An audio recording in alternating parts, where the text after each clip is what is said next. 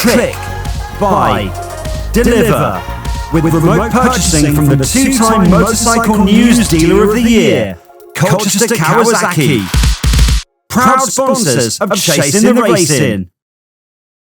3, 2, 1, and welcome back to Chasin the Racin, episode 121. And we're delighted to be joined by fellow Geordie. And so, where do we start with the titles? I think the first one's the Great North Air Ambulance paramedic. We've also got the BSB critical care paramedic, as well as I know you've got a few other jobs, but we'll leave it there. But welcome to the podcast. Thanks for having us. It's good to hear you say your catchphrase 3, 2, 1. Brilliant. Can you 121 episodes there? Yeah. How many we got left? Let's face it. Well, this is it, isn't it? This is it. We're actually going to pack this in is the pinnacle. This is it. We have massively peaked. So let's just get started. I'm over the moon. You're not a doctor. All the way here, right? I generally, like Chrissy, it was even on the Patreon page. You're like, we've got a doctor coming on. And I'm thinking, how you can? Every doctor I've ever spoken to is boring. Yeah, their banter's not very good. There's no banter, you can't talk. Slava, you can't talk now. And I'm thinking, thank God you're a paramedic. Yeah, I work with about 30 doctors at the air ambulance. We have 14 paramedics and about, I think it's actually 25 doctors we have at the minute. And none of them have got any banter. So, I'll get some grief for that, I'm sure. Obviously, the link to the shows, I know you through the BSB, and obviously we'll talk about the work that you do in the course car and the emergency care that you do with BSB. But just give us a quick rundown of all your jobs that you do. Yeah, so I'm a critical care paramedic for the Great North Air Ambulance. I'm a medic for the British Superbikes. I usually work in either one of the medical cars or in the chase car. I also am a module tutor for the Royal College of Surgeons, and I also work for Rams Adventures, which is a motorbike adventure company.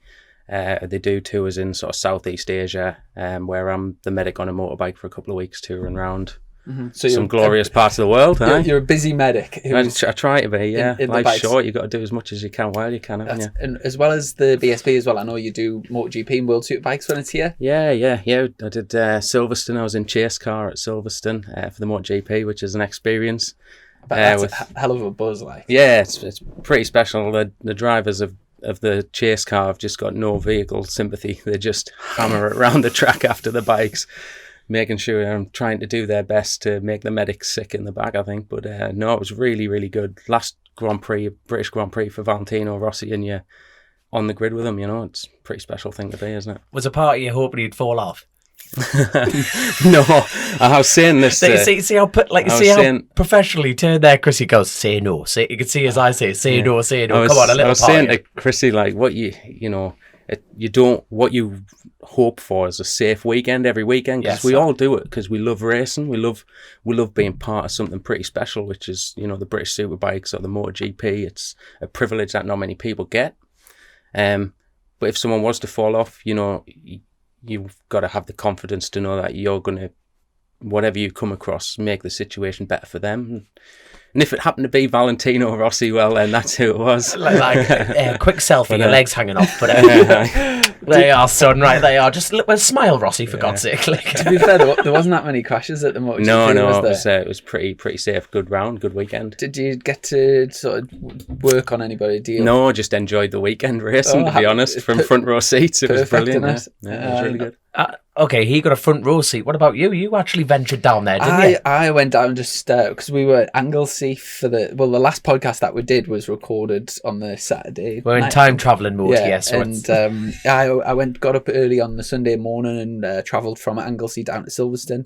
And to be honest, the only reason that I went down was because it was Rossi's last British Grand Prix. Aside from that, I wouldn't have been I wouldn't have been desperate to make I don't know how many miles. I probably did like 500 mile that day, or maybe more. But yeah, I was pleased to pop down to see Rossi's last Grand Prix, and it was a sort of nice atmosphere, especially at the end of the race when he pulled up and sort of it almost felt a bit emotional, like a sort of farewell. But it was a nice touch, wasn't it, with the Grazie Valley on the tarmac. Yeah, and he had a big stand at turn 1, and all around the fans, there was just yellow. It was a sea of yellow, and I think they said there was 67,000 there, which I was surprised. It seemed like more when you were trackside. Was there a COVID limit on that? Well, I think there must have been, because they said it was sold out, but sold out for Formula One is 140,000, isn't it? So I didn't really get why the limit is to 60. It wouldn't surprise me if it was probably Dorna maybe that I put that on, but I don't know. But aside from that, I've got to say, I've been to a few Grand Prix at Donington over the years, and for me, Silverstone just doesn't cut the mustard as a spectator. I was watching it down at Beckett's, and although it was like as good grandstand seats as you can get in the, you can see all through Maggots Beckett's onto the hangar straight. Then you also see them when they come back to the wing. You've got the TV. It's the sort of, one of the best seats in the house, but you're that far away from the track. It's for me, the joy of going to a Grand Prix is those are the best bikes and the best riders in the world, and to get to sort of feel the noise, the speed, the smell, and it's, to me, it was, you're miles away, aren't you? You were miles away, and it's because you were. Like, I was on the grid. I'm looking for right behind them. There. It was amazing. I wish I could have swapped, but. From if you're watching the Formula One there, like say turn 1 at Silverstone's flat in a Formula One car, so even though to me Formula One isn't an amazing spectacle, to see an engineering going, like a piece of engineering going that fast, it's almost like defying gravity. That's impressive. So maybe not the overtaking that we get with bike racing, but it's sort of impressive to see cars going around corners at like 180 mile an hour. The Formula One bikes are lapping 30 seconds a lap slower than Formula One cars. So it doesn't unbelievable amount of time, isn't it? Oh, massive. It doesn't look that fast when you're trackside, and when it's the best riders and the best bikes in the world, to me it doesn't do it justice. Where if you sat on the top of Carina curves and you're seeing the bikes coming down the top of Carina, sliding, you're much closer, like up through Schwantz, you feel like you're almost right next to the track. It's just such a better occasion. Yeah, all the crowd are packed in, and for me, I would love to see a return to Donington. Here's a question for the pair of you. You can go first. If you could pick any track on the calendar, where would you put a MotoGP race? If you could pick any track. Not you. I think for me, because obviously, you could put a MotoGP bike on Cadwell and it wouldn't do anything more than what any other bike would do at Cadwell, because they're limited by the track at Cadwell, aren't you? Massively. But then I think for me... No, as a spectator... I love Brands Hatch. Brands is such a good track to spectate. I thought that must have been on the GP calendar back in the day. It was on World Supers, wasn't it? For years, yeah, but it's, in terms of safety, you would have to say it's not as safe as Donington. Donington's a great one. I was at the last MotoGP at Donington. It was unbelievable. Yeah. The atmosphere was just mega. I've got to say, credit where credit's due as well. Since MSVR took over Donington, the track in terms of facilities is just... They know how to do tracks, don't they? Yeah, they've stepped it up such a massive amount. Garage 39 at the bottom, making that into a cafe, and it's like as cool as you can get with a Formula One car. The food's good. All the facilities are brilliant, all re-tarmacked, electric. All the grass in the middle, that used to be like a bit of a bomb site. It's perfectly cut grass. It's ready for it's a bike track as well, isn't it? Is it going to go back? I don't know. I'm not sure, because there was that thing where Circuit of Wales had the lease for years, and then I don't know where it's at. I'm not sure. I think they struggled with funding, didn't they, or something? Probably. And then they tried a Circuit of Ireland. Yeah, there's been a few of them. But another thing for the Grand Prix, its cheapest entry ticket for Sunday was 95 quid, which I think is quite steep. But on top of that... Look at him just smiling, going, I get paid to be there. I work for a charity. 95 quid is a lot of money. On top of that, the car parking, 35 quid. Jesus, 35 quid to park your car. I think that's taken... You basically got them by the balls, and then 35 quid. Even I would say £10 or £15 taking the biscuit. 35 is through the roof.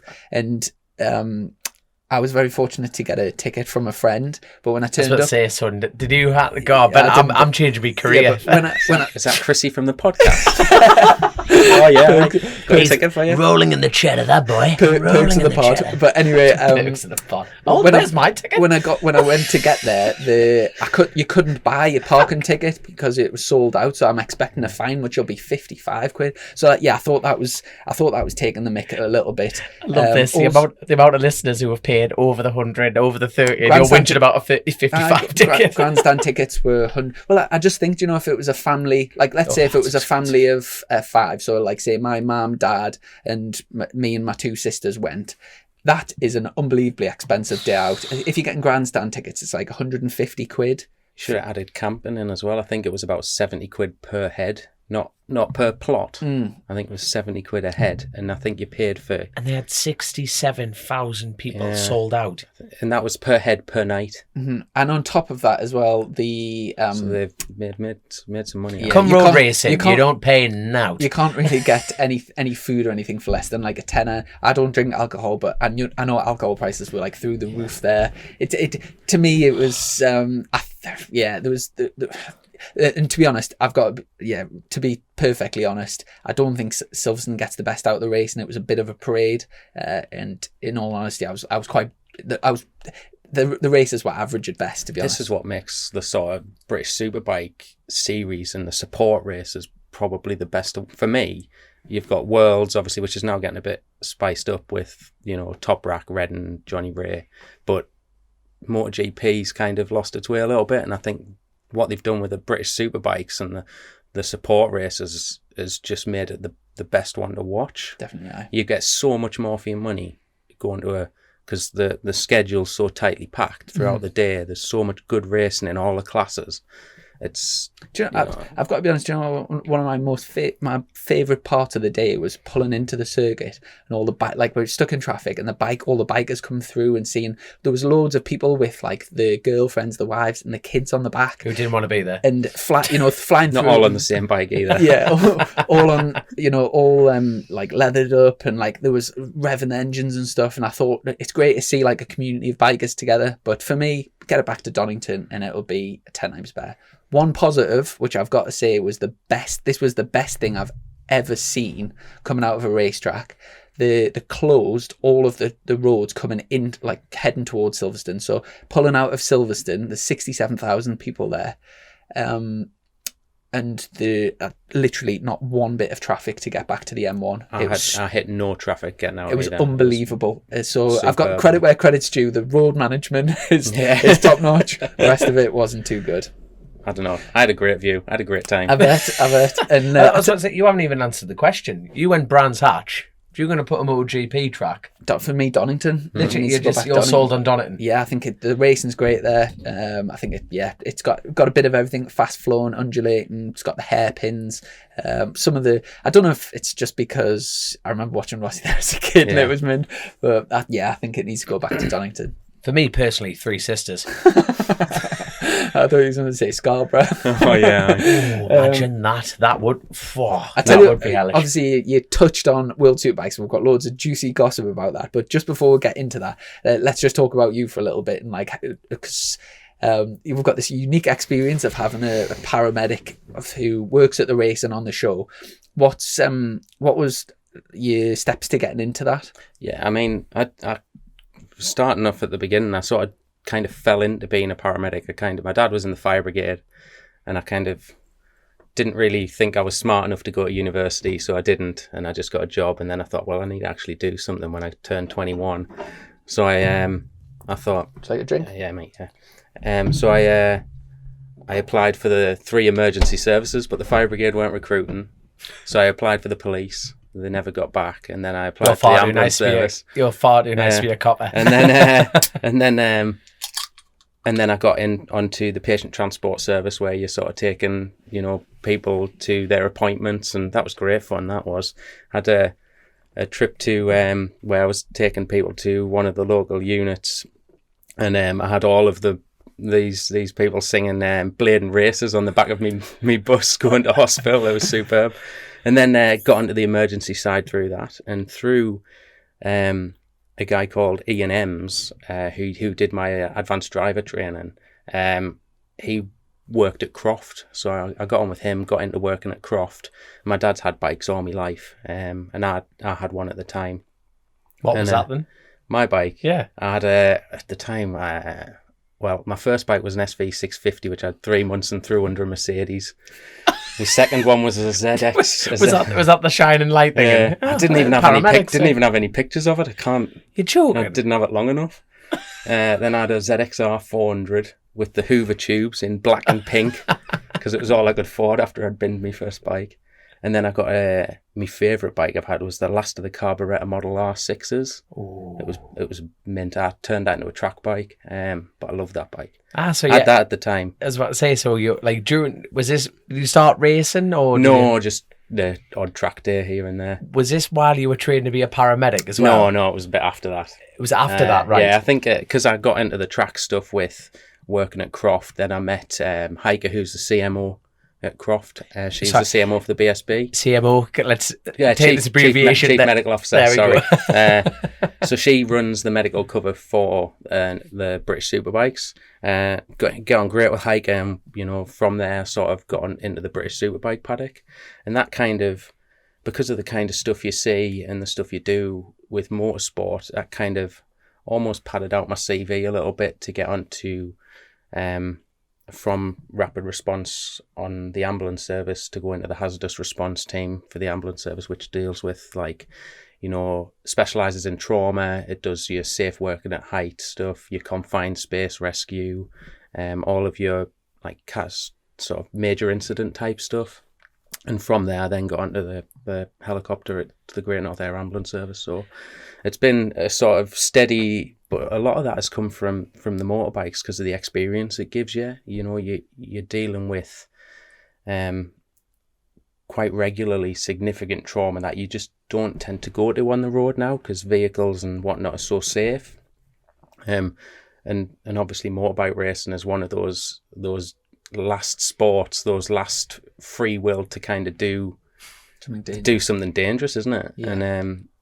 And it just, obviously you just kind of gain experience through that. So listeners that who actually want to become a paramedic, what time period are we talking through training? I mean, it's changed a lot now because now you're sort of doing it straight from university. So you're doing 3 years at university and coming out at sort of 21 with your paramedic license, whereas your paramedic registration.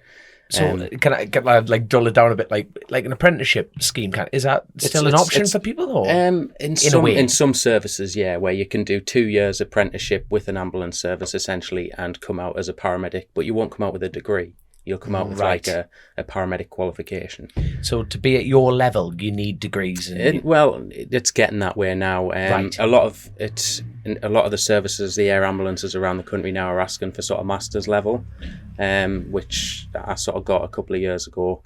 But I'd already been working at the air ambulance by that point. I was about to say, because you can't put a price on experience, can you? No, and this is exactly it. And I think a lot of that, the way the training's going now, we're kind of losing that sort of experience, sort of learning. So it's interesting because it's going a lot more like the way nursing is now, where you do your 3 years at uni with placements scattered throughout that. Whereas I sort of came up doing patient transport and just learning how to talk to patients and then sort of gone up through that way, but there is still ways to do that. We often talk about getting a sense of meaning from your life and your job and I guess turning up on a race day and it's almost the uncertainty of what you're going to see, but it's pretty likely that you're going to see something traumatic, especially if you took over a season. Yeah, you must get a hell of a sense of duty, but a sense of job satisfaction.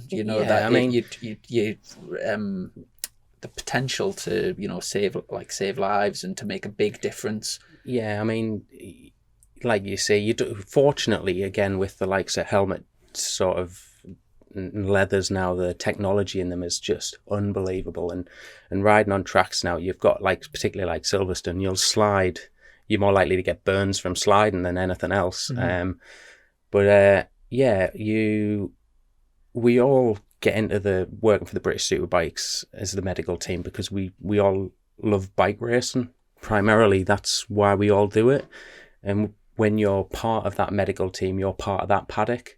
And it's nice to sort of seeing you come up through the classes, Chrissy, riding, at the front of them as you come up, and then becoming sort of stock champion. And it's nice to sort of be there as a medic to give you guys the confidence to know that you can go like balls out, full throttle, knowing that you've got the experience of a really, really good medical team. That should it go wrong, thankfully, it hasn't, and quite regularly it doesn't.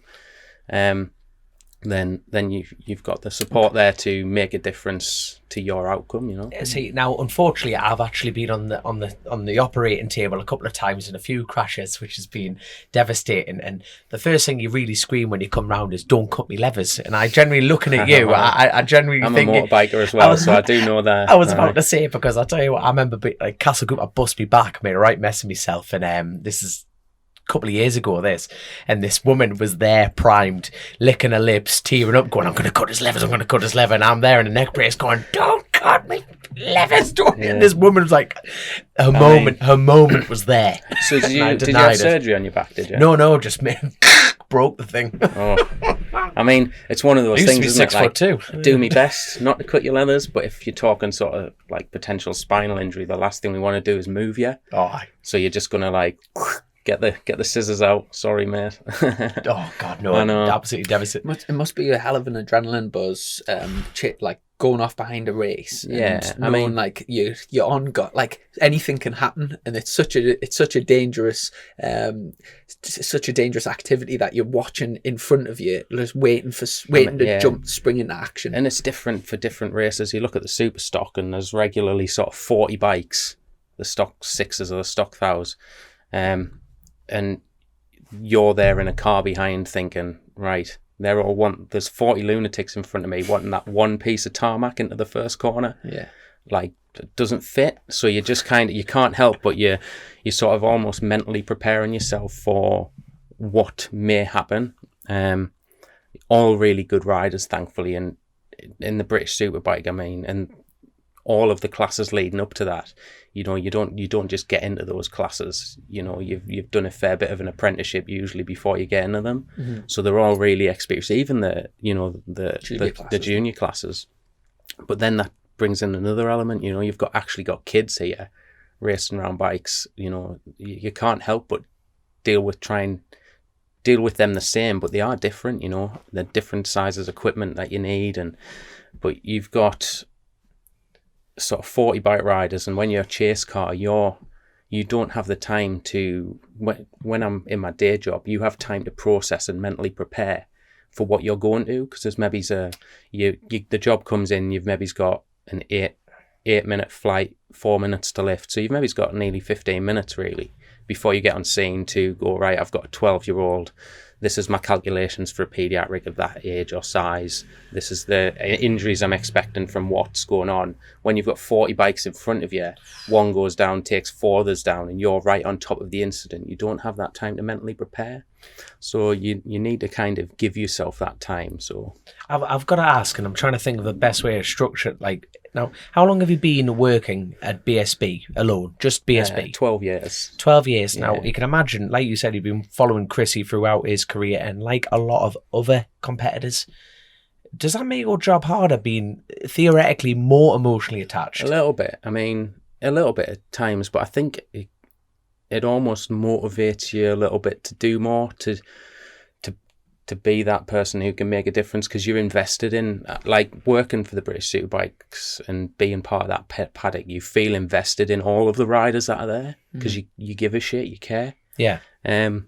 So I think for me, and to be honest, when something happens, it almost just like a switch flicks and you're just professional and you do what needs to be done at that point. When you go to the chase car, which is probably one of the most difficult roles, because you've potentially got, if one goes down in the first lap, it's not usually one, it's 2, 3, 4 more. And you've got no time to prepare yourself for what you're going to, and you're the only medic there. Granted, there's a medic on each corner as well. So you've got to sort of quickly triage. And there's one of the medics that I sort of learnt from was a guy called Paul Burnage, who doesn't do it anymore.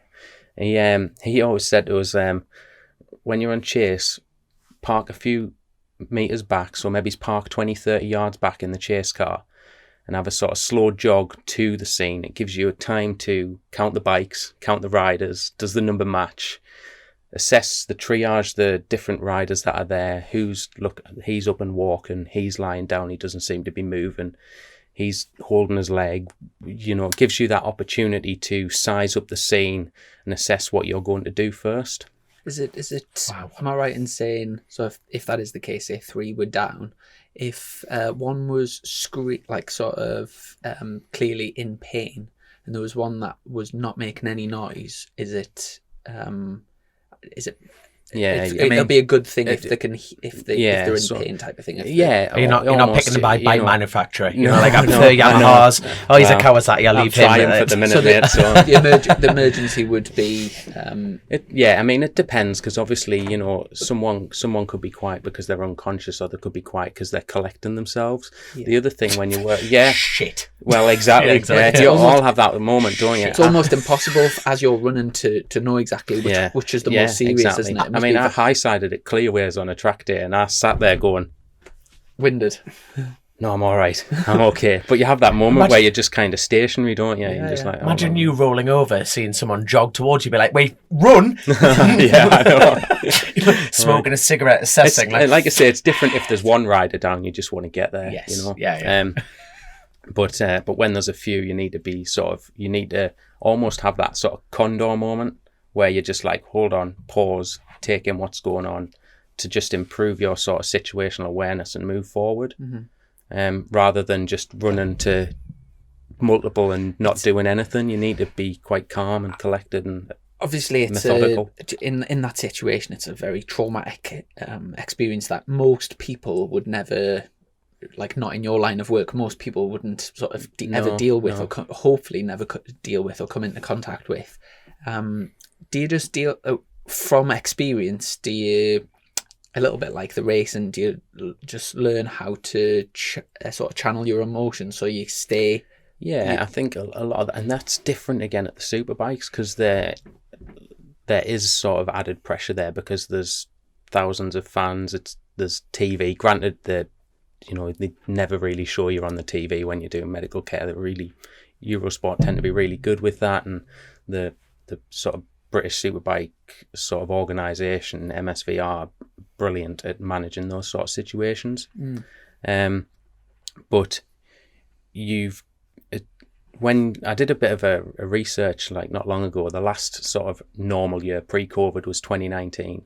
There was 25,900 RTCs, that's people sustained major trauma in, and there's 25,500 paramedics in the UK, which means your average paramedic is seeing just over one major trauma per year. So it's difficult to get really good at it unless you're doing other bits and pieces. So it's a bit different for me because obviously I work on the air ambulance, which means I go to a lot of that sort of stuff. But the British Superbikes also brings your experience up quite considerably. Mm-hmm. So they tend to get a lot more experience from that to sort of stay calm. We always chat through our jobs and the approach afterwards, and the likes of the sort of, significant accidents that we've had recently, like Brad Ray and whatnot. Brad Jones. Sorry. We all chatted through afterwards what went well and how can we move forward. So you were on the scene with Brad Jones. Yeah. There's obviously the structure, the medical structure that we have at the Superbikes. We've got 3 medical cars with the more experienced medics on. I was on one of those with another lad called Mark Hodkinson, who's a HEMS, a helicopter emergency medical service paramedic down in Thames Valley. Really smart, good guy. And then you've got a paramedic or doctor on each corner, and then you've got a full medical centre equipped with, an anaesthetist and other medical specialties, nurses and physiotherapists, and so you've got a resource there that is probably better than any motorsport, or up there with any motorsport absolutely world in the class. world. Yeah, it really is. There's some absolute brilliant clinicians that work at that team. And I can vouch for that. Yeah, unfortunately. Yeah. But hey, I've just got to say, well done and thank you, for Brad. Well, for the whole you and the team. It's a whole team approach, yeah. really. It really is. And but you've kind of got to learn to sort of, you gain that experience, and you learn to sort of be methodical and keep that. I think, like any medic will tell you, particularly the pre-hospital medics will sort of say, like, you've just got to stay calm, and when that incident happens, you'll be surprised how it just kicks in, and you just crack on with what needs to be done. It's quite a sort of structure that we all sort of adopt and do. And yeah, I mean, it's something pretty special to be part of, to be honest. The British Superbike medical team. You look at the statements that have been sort of published from Brad Jones, and you just think that's, we've helped someone there significantly. If that type of incident had happened on a track day or something, it just doesn't bear thinking about. It must be a fabulous sense of, well, just a fabulous feeling, when you see the likes of Brad Jones or other riders that have had, serious incidents that you've been a part of, and then when they come back, to visit, whether it's the next year or the year after or whatever, and it's for that person, it's the most significant moment of their life, and to sort of play a crucial part in that must be, you must get a hell of a sense of job satisfaction from that. 100%. I mean, that's the same with my sort of day job. We're in a very, very privileged position that not many people have. You meet someone on their worst day of their life, and you have the opportunity to make it a bit better. It's not many people get the opportunity to do that, so we're all quite fortunate. And sometimes it's really tough, but sometimes there's those stories like so how Brad Jones is getting on is, it's really encouraging. And I was about to say, what is the update on Brad at the moment, to date? So the latest, this podcast will be going out in like over a week's time. So so obviously it could change from by the time this goes out, there might be an updated one. But the latest one was that he's left the King's College Hospital in London back home, and is sort of like breathing without any assistance, and he's going to be getting treatment from home.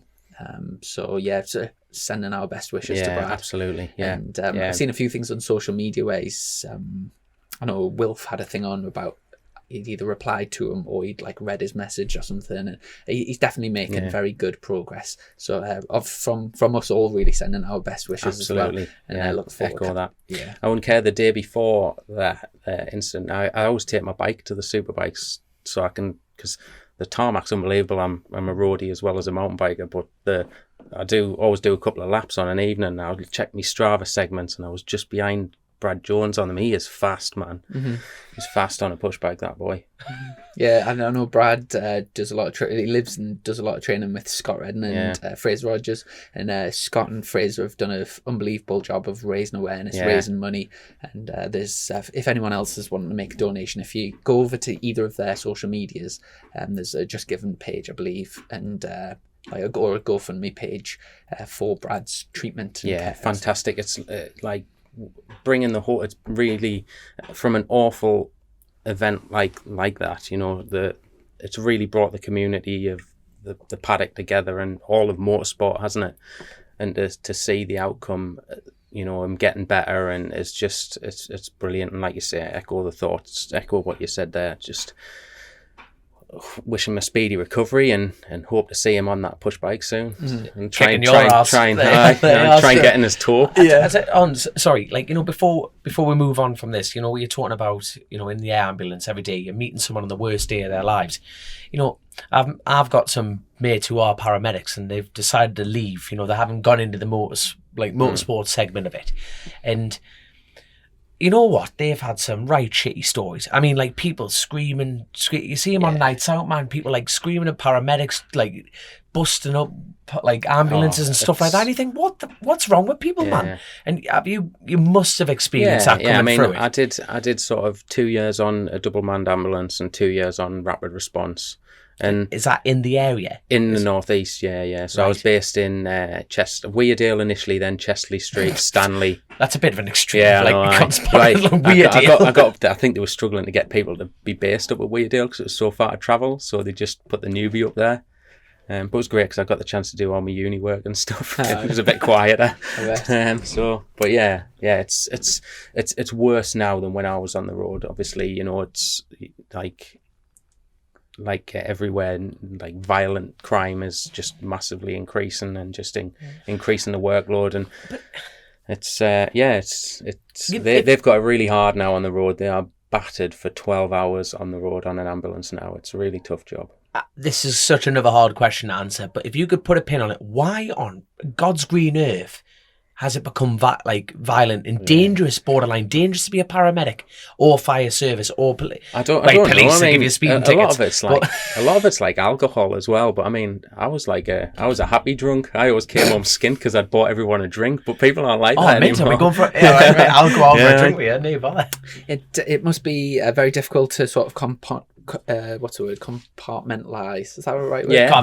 Just because there's a paramedic. I was going to say you're the teacher. It must be difficult to compartmentalize work from your normal life. You know, seeing such and being involved with like say a normal job where you go and like it's almost insignificant. Where having something so meaningful and sort of traumatic at times.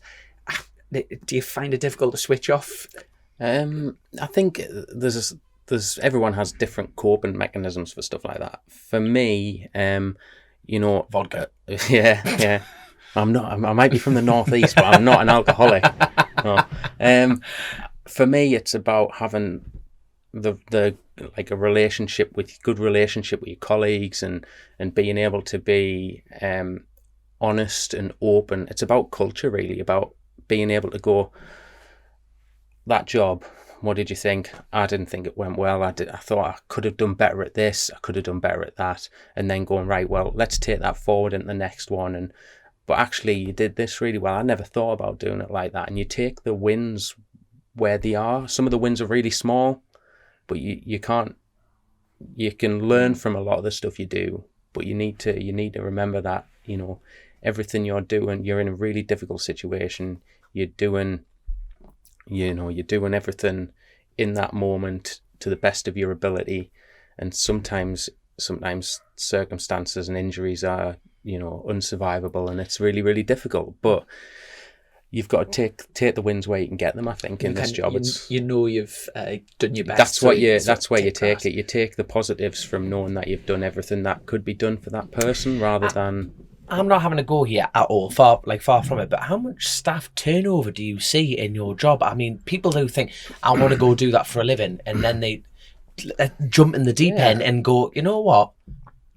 I think, it's not for me, which is fair enough, until you see these things, yeah. I think I'm quite lucky. I'm when you get to the sort of air ambulance, you kind of, when it comes to, you're a certain level of experience anyway, and those people are just we're all quite like-minded with regards to our outlook and what we're trying to do. I think you're on the premiership of like ambulance, aren't you? You know what I mean? It's but hovering around relegation like Newcastle.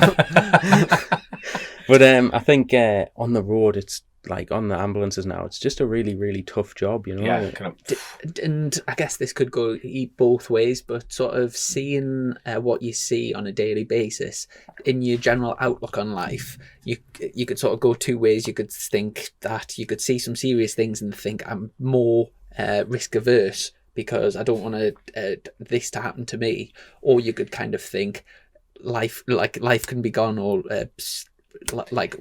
some live for today and to get the best out of it. It's interesting because you do have thoughts like that quite regularly. I do like a bit of downhill mountain biking, and I've got a track bike. I've just bought a Triumph 675. I think that answers the question. But, I was about to say, he's a bad example of this question. A regular paramedic, and it would be a lovely, deep, philosophical version of this. It's like I bought an S3650, stocked it under a Mercedes. I like helicopters. That was they're super stiff. Yeah, I'm sorry, do you actually get at work, in a helicopter? I'm in a helicopter, Yeah.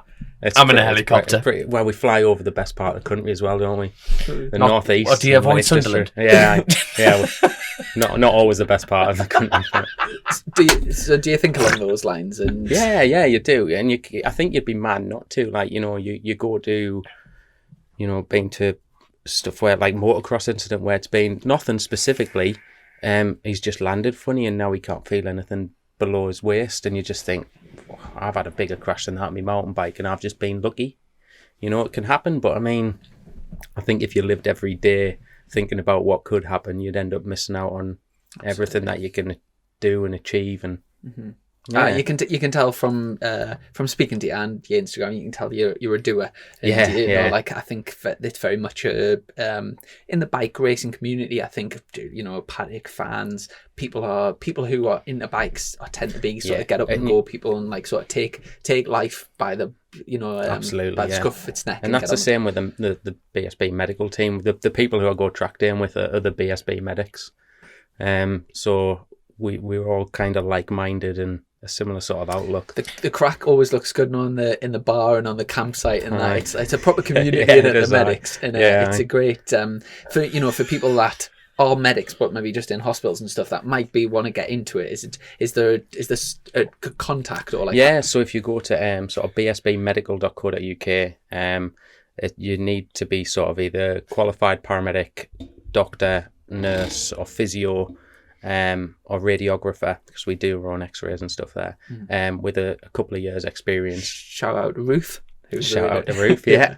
There's a few Geordies in the team. I was once knocked out at... Says a lot about our region, doesn't it? I was once knocked out at Caddo, and I was lying under a barrier, and when you're just starting to come round, and you're like, you're waking up, but you're not sure, like, if you're going to wake up and you're in your bed, or you're not sure where you are. No, I don't know, Chrissy. Or like a hear was, are you alright, pet? And I was thinking, where on earth and then they pulled the barriers up, and I was under the barrier, and it was a young female Geordie. Yeah. And and I think I'm pretty sure you've rescued us at Thruxton once when I ran into the back of Danny Buchan, and I was well lucky because there's pictures of the in sequence, and my left arm goes. So my chin was stuck on his rear tyre, and my left arm was between his seat unit and his rear wheel, so like near the shock. And when I look at it and I think how lucky I was not to get my arm trapped, I would have lost my arm like if it went through the wheel or whatever. Nasty. And I had a big burn on the bottom of my thing where it was rubbing off a slick tyre at like 100 degrees. And you picked us up from that, but that's Thruxton, I don't know how you ride bikes around there. That place is insane. You literally, though, I felt like I hit the ground, and by the time I'd stopped tumbling, I looked up and it was you. They're like there straight away, like so. It probably. Sorry, man. I was very grateful. See, now that you said Thruxton and you kind of had a shiver down your spine, what's the one meeting that you think, whoa, what's that one track that you work at? You think, here we go. What's that biggest deep breath track for you? I don't know. I think anywhere Thruxton's really quick, but there's tends to be a fair bit of runoff, doesn't there? Yeah. But if it goes wrong at Thruxton, it's usually quite big, isn't it? I think anywhere it's close. So you look at Alton Park. Like there's a couple of blind bits at Alton Park that are really close to barriers. Cadwell. Yeah. Alton and Cadwell are the two most dangerous circuits. Yeah. Sorry, my perspective's a little off, isn't it? Yeah. I mean, off, sorry, I think your perspective on danger is probably a little bit off as well. It's a little bit. Have you ever done roads then? Have you ever thought about doing roads? I thought about it. I do. I tend to, because the Isle of Man's it's a holiday, isn't it? Like, do you know what I mean? You go over there to watch and enjoy. If you were working, I think the Isle of Man, because the med care over there, you're so spread out, aren't you? I mean, I'd quite happily work on a helicopter over there, but I think whenever I go over there, I just want to enjoy the week away, watching, having a few beers. Last time I went over there a couple of years ago, me and one of the mechanics for R4R, racing the junior stocks. We both went over. We took our bikes over in the van, And 3 days in, we just put our bikes back in the van. It's going to end up being part of someone else's accident. It's mental over there on the bikes now. Crazy. People actually don't realise how like it is dangerous as spectators wise. It's so it's naughty. Like it is naughty. Just so on wrapping up the topic of like your career and what you do, is the one moment that stands out that in terms of like maybe you've been involved with saving somebody and then you've bumped into them at a random place, or like a moment that's like sort of made you really feel. There was an incident with John Crockford a few years back. A lovely family, and he had a huge accident at Brands, really nasty injuries, and I was at the top of Paddock Hill, and he'd crashed on start at the end of start finish. And I'd just seen this huge explosion and heard it, and you're just kind of like, you can't help but think, holy shit. Like, so I just started sort of like, jogging. Well, actually, it was so far away, I sprinted and still had plenty of time to sort of collect my thoughts about what was going on. And the difference when you're on the air ambulance, you have that sort of 15 minutes before you get there. So the patient is either already deteriorated significantly beforehand or calmed down and is sort of as the picture is what you see it. When it happens in front of you, you can see the deterioration rapidly. And I remember sort of there's a doc I was working who came round just after I'd got to him, and you just seen him go from being relatively normal in front of your eyes to then just like, he's really poorly here. And like I said, if that accident had happened anywhere else, like, and you know, now he's standing watching his son race, and he's such a lovely family, and it was just like the reason why you do it, you know. But it was a whole team just pulled together to, you know, ensure that the outcome was favourable for him, you know. Mm-hmm. Have you ever missed a meeting? Yeah, I mean, I don't know whether the problem is I work full time, so. Oh no, that's what I mean. I'm just it'd be interesting because if you went to watch, now can you go watch a BSB? So I went to Cadwell just for this because I was working on my day job Friday, Saturday. So I went to Cadwell on the Sunday to watch, and I just helped out. Went down to R4R and watched some of the racing with those lads, and it was just it was nice actually to just chill out and be on the other side of the fence. Yeah, I really enjoyed it. I was about to say, but then if it's just interesting because the thing is to be in your line of work, you have to be beyond passionate and caring. You simply, you don't go through those traumas yourself to help other people without having that passion to do it. And if you're on the side of the track and you saw an accident, that'll be, it'll be that must be difficult. This just jump the fence. Like I said before, it's a team approach. Yes. and I trust those people. Like there we are. Yeah, they're all experienced paramedics, doctors on the side of the track, and in the med centre that will deal with whatever comes their way. That's a good thing. That is proper trust, isn't it? It is. No, it's nice to hear that. It really is. And I'm stealing one of the Patreon questions, but I remember. We'll give them the credit then. I remember reading it. I'll have to find out who said it. But do you know the Stuart Easton? Did you listen to the Stuart Easton pod about the Special K? Well, there's a funny. I have to watch. Yeah, there's a funny story to do with basically Hutchie had told him that if you ever if you ever screwed from a crash, when the medics get there, ask for Special K. And, don't ruin it. You have to go watch it. There'll be listeners listening. Part of the question. So he asks for Special K I won't spoil the things, but you'll have to listen to it. Have you ever had anybody ask for anything like really odd or weird when you've first got them, or said anything like really odd or weird? No, not really. I think. Are you single? Yeah. He's married. Thankfully not. I was about to say you're married there.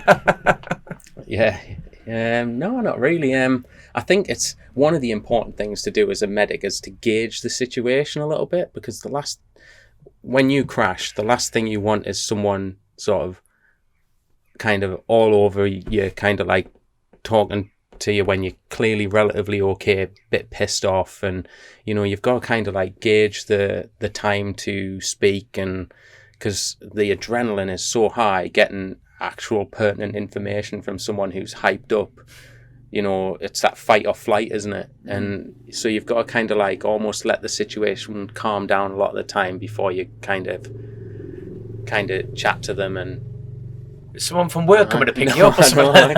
If only. So no, not really. I don't think. Fair enough. Yeah. And also, just to wrap up on the Great North Air Ambulance, I know it runs as a charity. Charity. Can people just sort of go on and donate to that? Yeah, you can go to gnaas.co.uk and donate if you're thinking about doing the Great North Run or anything this year. I know it's next week, but next year, like I say, it's 100% charity funded. It costs sort of 5.2 million to run the 2 aircraft per year. So it's a real struggle, particularly over COVID, to maintain that kind of fundraising. We've got an unbelievable team, fundraising team and media team behind us, just giving us the opportunity to go see those patients that need us.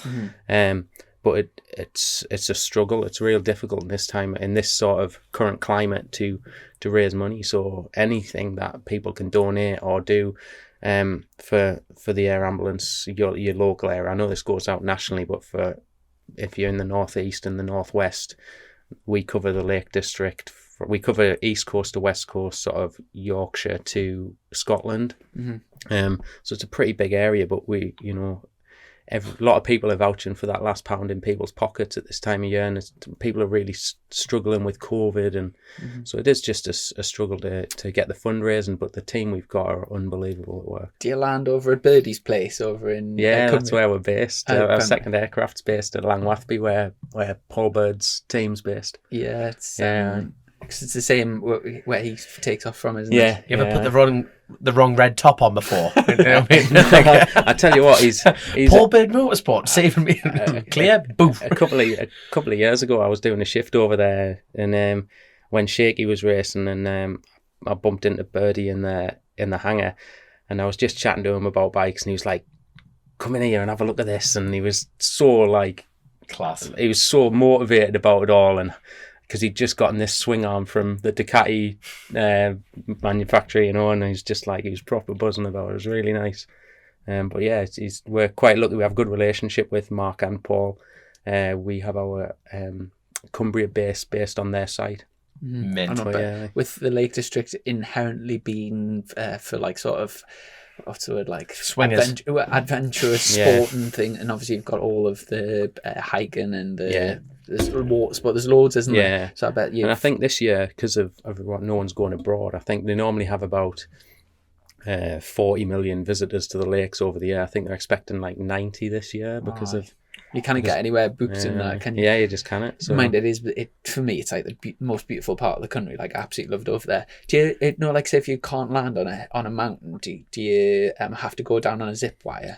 Yeah, so no, Black Hawk Down style. We don't have that on our aircraft, but we do sort of work with the search and rescue, and so we'll get, if that's needed, they'll come in their aircraft, pick us up and winch us down. But that doesn't have to happen very often, thankfully. But I did it once and inexperienced at it, but I forgot my jacket, and it is so cold underneath that downdraft in the winter.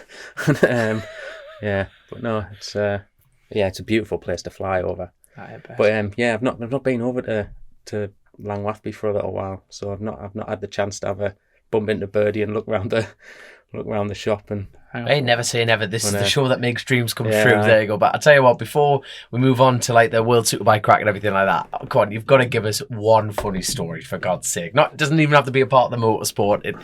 We need some crack. We need some like proper giggles. Put us on the spot there. I totally have. Yeah. I don't know. if there's nothing that springs to mind, we're going to come back to it. Yeah. But, you can have a think about it. Yeah. I'm just hoping something happened dodgy in the Yeah, town. I Like, you know what I mean? couldn't- You've saved I like couldn't a woman even- dressed as a Smurf or Mate, I something couldn't like that. even possibly due to confidentiality. Oh, being you professional. boring sod.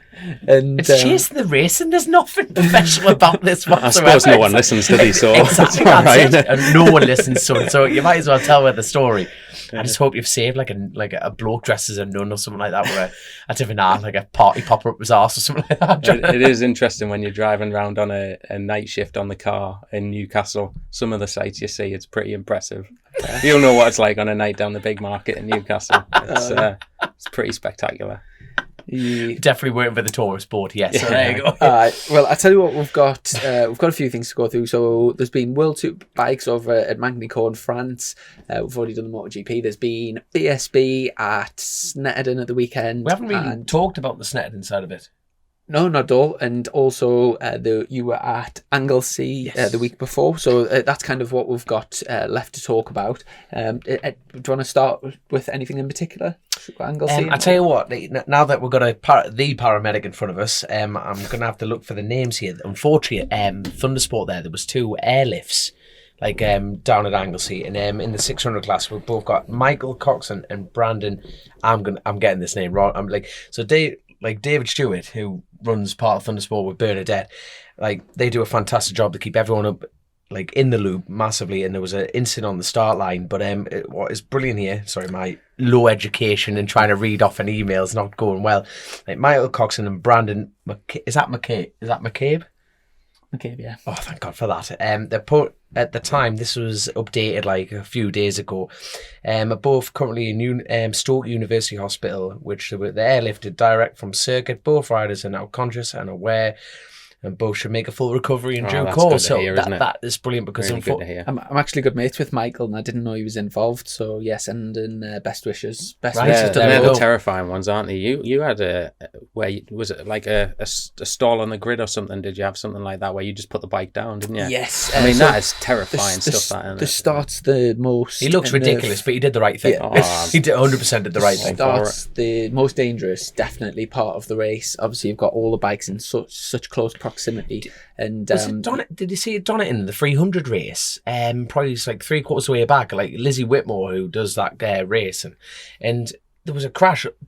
Did the exact right thing, stalled, hand up, and the collision at the back was just unreal. There was one in World Super Sport on the warm-up lap as they were leaving the grid, but the guy was on like the second row, and he stood off his bike waving, and it was everyone missed him until he got to the right at the back, and then luckily they were both fine. But yeah, the start's very, very dangerous. Obviously there's been some fatal incidents. Yeah, I mean, when you're in chase, or because we have medics in the pit lane as well, they're the bits where you're like, right, let's just hope everyone gets away round the first corner okay, and then it tends to be relatively okay. It actually physically spaces out, like you say, 40 people boxed in one bit of tarmac. There's a video on YouTube which was, nobody got seriously injured, but it's Thundersport GB, and if you go on Thundersport GB's YouTube channel, all the videos, like the best ones, get like a few thousand, and then there's one video with 23 million views, and it's a start line incident at Donington Park,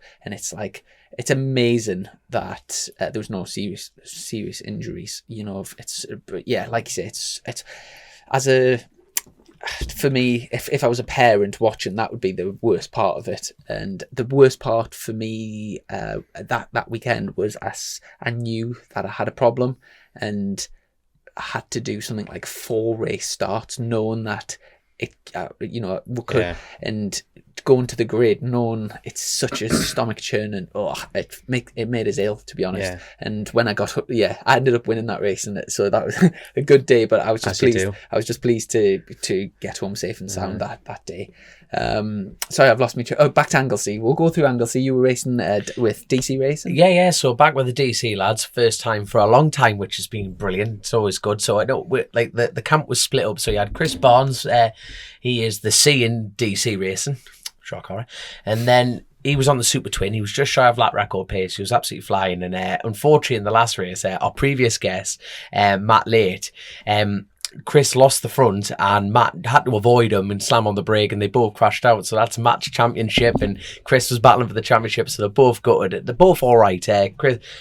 Matt nearly became a Dominic Herbertson with missing digit, nearly, not quite good enough to cut the mustard.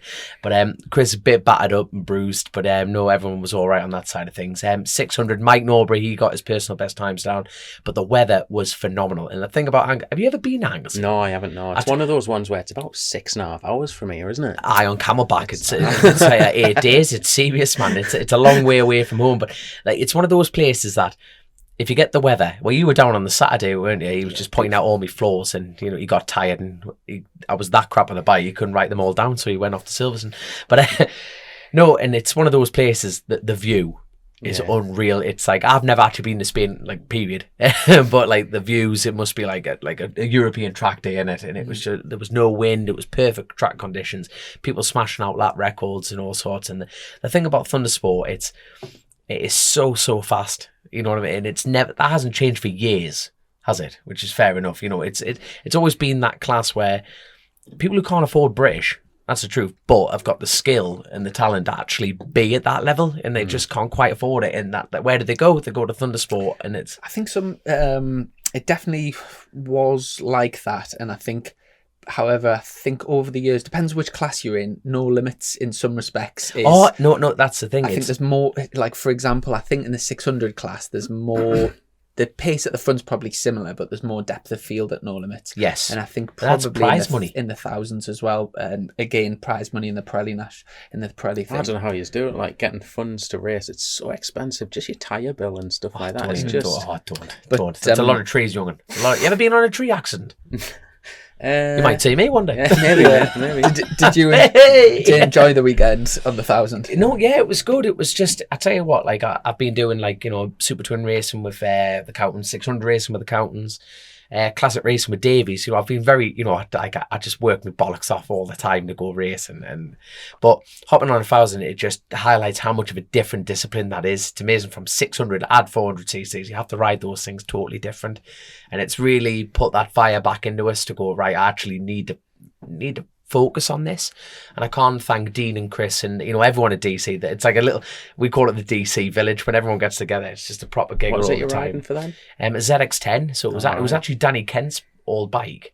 And the mad thing is, it's learning about like infrastructure, and we're learning together to try. And it's 1,000 racing. It's not just getting a bike.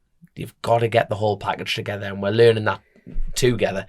And I absolutely thoroughly enjoyed Anglesey. I was actually back down there this weekend gone as well. I totally forgot you were going at the CRMC. So like that played in my favour absolutely brilliantly. So like 2 weekends back to back, and you'll never guess what, we had the bloody weather again. Honestly, absolutely. Wait, it's been this weekend. It's been absolutely scorching, not a drop of wind. I mean, it's northwest, isn't it? Wales, Anglesey. It's like so you go a little island on the northwest corner. So like just underneath Liverpool, and then you go along the top of North Wales, and then it comes to just a bridge, which it doesn't feel like you're going off onto an island because it's so close, but that, if you look on a map, there's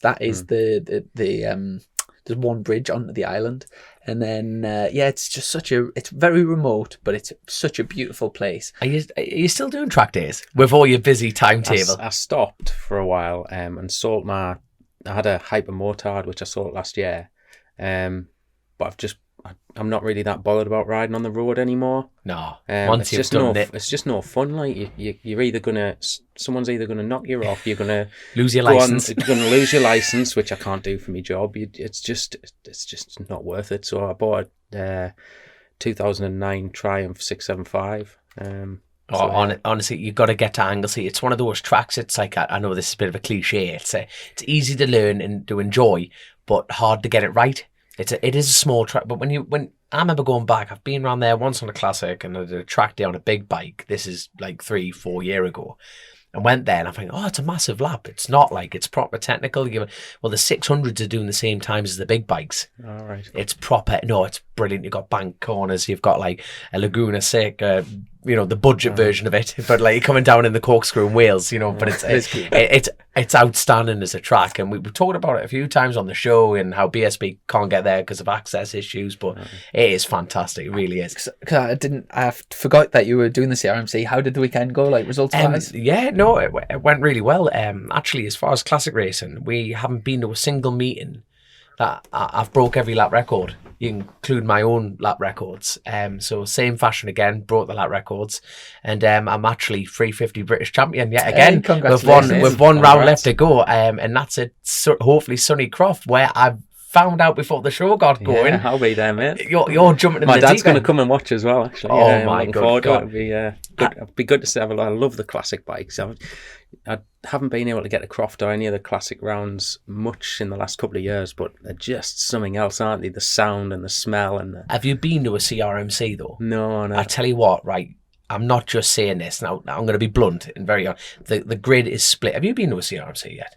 Yeah, I've been to watch you a few times. Where? Oh God, you and Piggy staged with Mark Reynolds in the background on that one. So, but like the grid's split, you've got lads who enjoy it, and then the rest of the field, you've got people on 60 grand motorcycles, going around, and I mean pushing ex-BSB lads and everything, man, and it is fast. It is so fast, and you're in for a shock. You really are. And I tell you what, the crack there is unreal.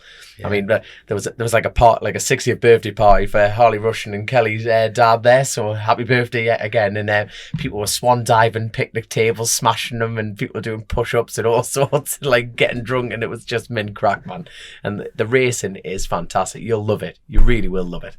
But no, it's as far as that weekend went, 350 British champ again, and I'm second in the 500 air-cooled class by 7 points because I missed it for Armoy. I missed a round for Armoy, which I'm gutted about, so I'm gonna have to knock him off. So you're gonna be busy. But no, it's mint. You're gonna love it. You really are. You're probably at around October. I'm trying to think. Wait, what are the dates? There is a Superbike round that weekend. Right. So how are you? I'm working day shift on my day job the other day that weekend, so I just can't make it down. I think it's Donington, actually. Right, aye. Oh, that's a shame. So I'm working the Friday and the Sunday, but I'm off the Saturday, so I'm going to Croft. So was Donington the final round for you lot? No, Brands. We've got so Silverstone is the weekend coming, and then we've got 1 week off, and then we've got a back-to-back Oulton and Donington, then 1 week off in Brands. It's flown over this year, but by the time this podcast goes out as well, it'll be like only a few weeks till the end of the season. It's absolutely mad. It's been so compressed, hasn't it? Aye, and speaking of, have you got anything else to wrap up either Thundersport or CRMC? No, just to look, we had the weather. The problem is we leave these things and you end up I didn't thank them, I didn't thank that, I didn't do this, I didn't do that, but I just, it's just good. Yeah, I can't thank everyone enough in general, so I know it was all good crack. So what do we know about BSB then? So over at BSB, Taz McKenzie was the man of the meeting. He got a win, second and a win. And but he's honoured at the minute, isn't he? Yeah, so he only dropped 5 points to Jason, won the race. He came second in, but yeah, it was unbelievable at the weekend. I actually haven't watched any of it, but the powerful thing about social media is you get all the good bits concentrated, don't you? And the finishes, what is it like? They were fag paper. Oh, they were proper. Like there was no team orders. They were proper getting stuck into each other. Real aggressive racing between the McCams bikes, but They've made a good jump at the front of the championship. Mine, Jason's got over 100-point gap, but obviously with the showdown, that'll go just to podium credit, so it'll tighten back up. So at the moment, the championship is Jason Allen first, Taz McKenzie second, Bridewell third. Bridewell had a good meeting with 3 podiums, a second, third and a second. Christian Idden's fourth, Peter Hickman's currently fifth, Danny Buchan sixth, Glenn Irwin seventh, and Lee Jackson is currently the last of the top 8, like the showdown. The people that are still in contention, you've got Bradley Ray, Josh Brooks, Ryan Vickers and Rory Skinner. Once you get past that, bear in mind there's only 3 races to go. Andy Irwin's got a difficult job from where he is now. Did you see Skinner's moment? Yes, huge moment. Very lucky. Just came out I did. Last where corner. He was hanging off the bike, wasn't he? Yeah. Was that one where he saved it? That was I'm surprised he didn't have 2 clip-ons in his hand crossing the line going, right, I did my best. So that was a 5-lap sprint race, and that all stemmed from Danny Buchan's bike blew up under the bridge, and then as he tipped in, it totally locked up and huge high side. I'm so pleased to see him walk away uninjured. Did you see how he reacted when he hit the floor? Like that experience talk. No, but the arms immediately in. He would look like he was crashing an EasyJet flight. It was just like brace. Do you crash EasyJets all the time? It's the first thing I do soon as when I do crash. Is that pre? Do you think about? Have you thought about that? Is that like a pre? Right, if I'm coming off, It's a natural thing. Is it? Right. It's just from experience. I've hurt myself. If your limbs are out, you're easy to thing. So I like sort of just tuck in and like tuck my arms in, try and like just it's like a self-protection thing. My personal favourite response crasher has got to be Christian Inn. He holds onto them bikes for dear lad, I think, and that lad is 100% employable 100% of the time. He really is like that, man. He holds on. He's ripped, man. He's probably one of the only ones who could hold on to it. Like, Jesus wept I. Over the course of the weekend, other than sort of the main talking points were, McCann sort of dominated over the weekend. Brooks was coming on pretty strong, and after a shaky start, he's currently... Brooks could still get in the showdown. He's on 141, and currently Lee Jackson's on 154, so he hasn't got a great deal. Imagine if Josh Brooks wins this. Yeah, his form. No, okay, his form is not replicating championship winning material, but this is the showdown. Something else now, isn't it? Do you reckon there'll be people pissed off if Josh Brooks wins it in a way? Because like you look at like what Jason has gone through. Like I think Jason would be pissed off. Of course he'd be pissed off. He'd be 100% pissed off. But imagine if Josh Brooks it'd be the sandbag of any sport. Maybe like that guy. Let's play it cool. Well, the last six races, so Cadwell and Snetterton, he's in points wise, he's got 6, 11, 11, 13, 13, 10. So like the last 6 races from him have been strong, especially compared to the first half of the season. But yeah, if he does make the showdown, that'll be a brilliant comeback for him. And yeah, aside from that, I can't think of any big talking points from the weekend. Gino Rea, it was by far his strongest weekend, and he was really unlucky to get caught in a crash. Andy Owen had a mechanical problem and did the right thing by putting his hand up and pulled to the right, but just the way it worked, Lee Jackson almost ran into the back of him and sort of broke, and then Gino had nowhere to go. It was a complete accident, racing incident, but unfortunately Gino came off like the worst there, and his bike was proper skilled. But aside from that, he had a fantastic weekend, rode really, really well. Did Stapleford step in for Danny Kent? Yes. How did he get on? Steady. Didn't really look comfortable on the bike, to be honest. Because he came back to stock, and did he get on the podium at Thruxton? He did fantastic at Thruxton, and then he also raced in super stock at what was the one after Thruxton, and he struggled there at Donington, and he struggled at Donington, and then he did super bikes this weekend. But yeah, he was very he was a fair bit off the pace and just didn't really look like he'd click. A really difficult job that, isn't it, being thrown onto a bike, particularly when that's the sort of higher up your class as you go, the less likely it is that you're going to just jump on and go. Definitely. And I tell you what, out of all of the... Sorry, when you're talking about jumping on bikes, that's totally reminded me. Let's quickly, before we carry on with this, MotoGP, you briefly mentioned before we got on air the fact that Dixon's still keeping his ride. MotoGP, isn't it? He's been given another round at Aragon. Yeah. How did he get? I haven't seen. Mate, I haven't seen nothing. You know what I mean? It's like, how did he get on? How did he get on? He was last by a considerable margin, but it's what you would expect. He's jumping with no testing, jumping into the top class in the world. I mean, and to be fair, his teammate was the Valentino next person ahead. He was last by a good margin, but I think he crashed once over the weekend, a small sort of took, but aside from that, I think the general consensus was that he rode like a bit maturely and sort of he rode smart, didn't he? Couldn't have he was learning. He over the weekend he got quicker and quicker. I think when you're jumping onto a MotoGP bike, I think that's probably all you can expect. It's best lap time qualifying. I think he did a 2 minutes 0.8, which is a good lap time, for just jumping straight onto a MotoGP bike. Usually, if you were say doing MotoGP properly, you have like a full winter test plan before your first race, so you get like hundreds and hundreds of laps on loads of different circuits. Almost impossible just to jump on. And again, I think it'll be the same at Aragon. He'll unless it's wet, he'll struggle.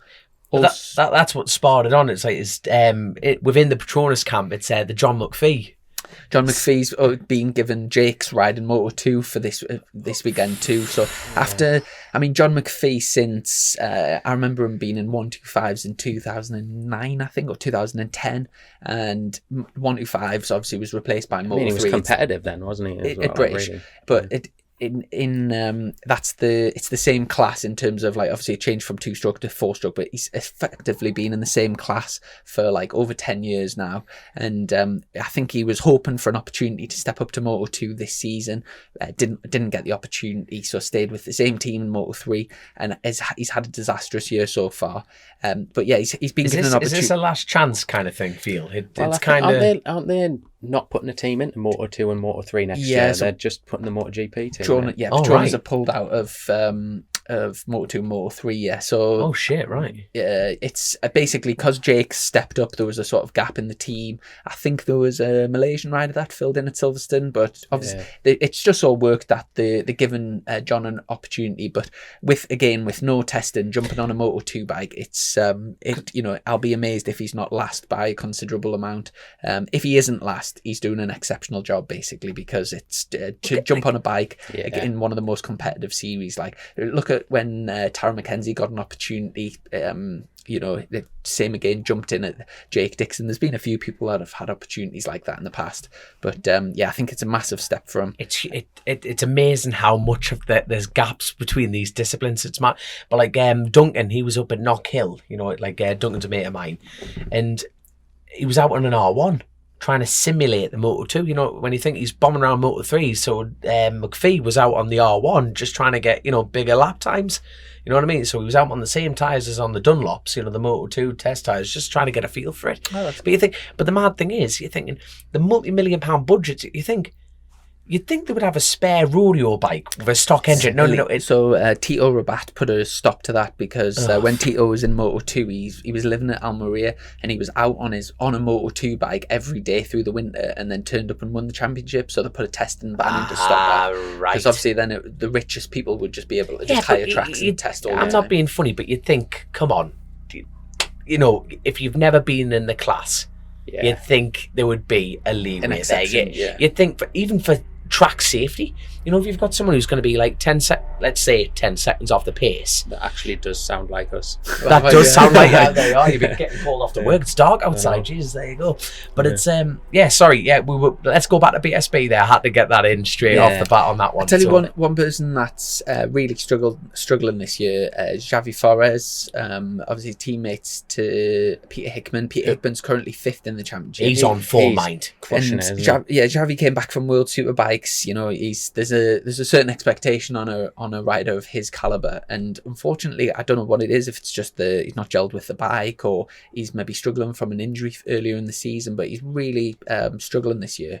And again with Kyle Ryde, again struggling with an injury, but I think he was on the bike this weekend, wasn't he? Yeah, I was sort of tipping him for definitely being in the showdown, but possibly I was expecting him to be winning races quite regularly, and unfortunately it just hasn't happened yet for him. But I think he's injured at the moment, but I'm sure he's a class rider. He's superb, isn't he, to watch? Like his style is super cool to watch around the track. Yeah. In other classes, we'll start with. I'll just quickly say. Hopkins is engaged now. Did you see that? Yes, Luke Hopkins, he's engaged. Welcome to the plunge pool, son. There you are. I'll quickly just run through my weekend. I've qualified 11th, and then I finished 6th. So not a particularly good weekend. You got a stout hat though. Yes, looks nice. Not green as well, which is nice. I know. It's nice to see Stealth breaking it up a little bit there. There we go. Stealth. But not where we want to be. But sort of. It was a good fight though. Like, this is all I've heard. It was a good fight. Yeah. I don't want to say too much right now, but I know exactly where I'm losing from, like watching it and from the data, and it's I don't want to say too much, but I'm pretty confident that we'll get it sorted. Here's a question: how do I find speed trap times? Just on TSL. Yeah. Can you pull up on here the super, the stock 600 class? Yeah.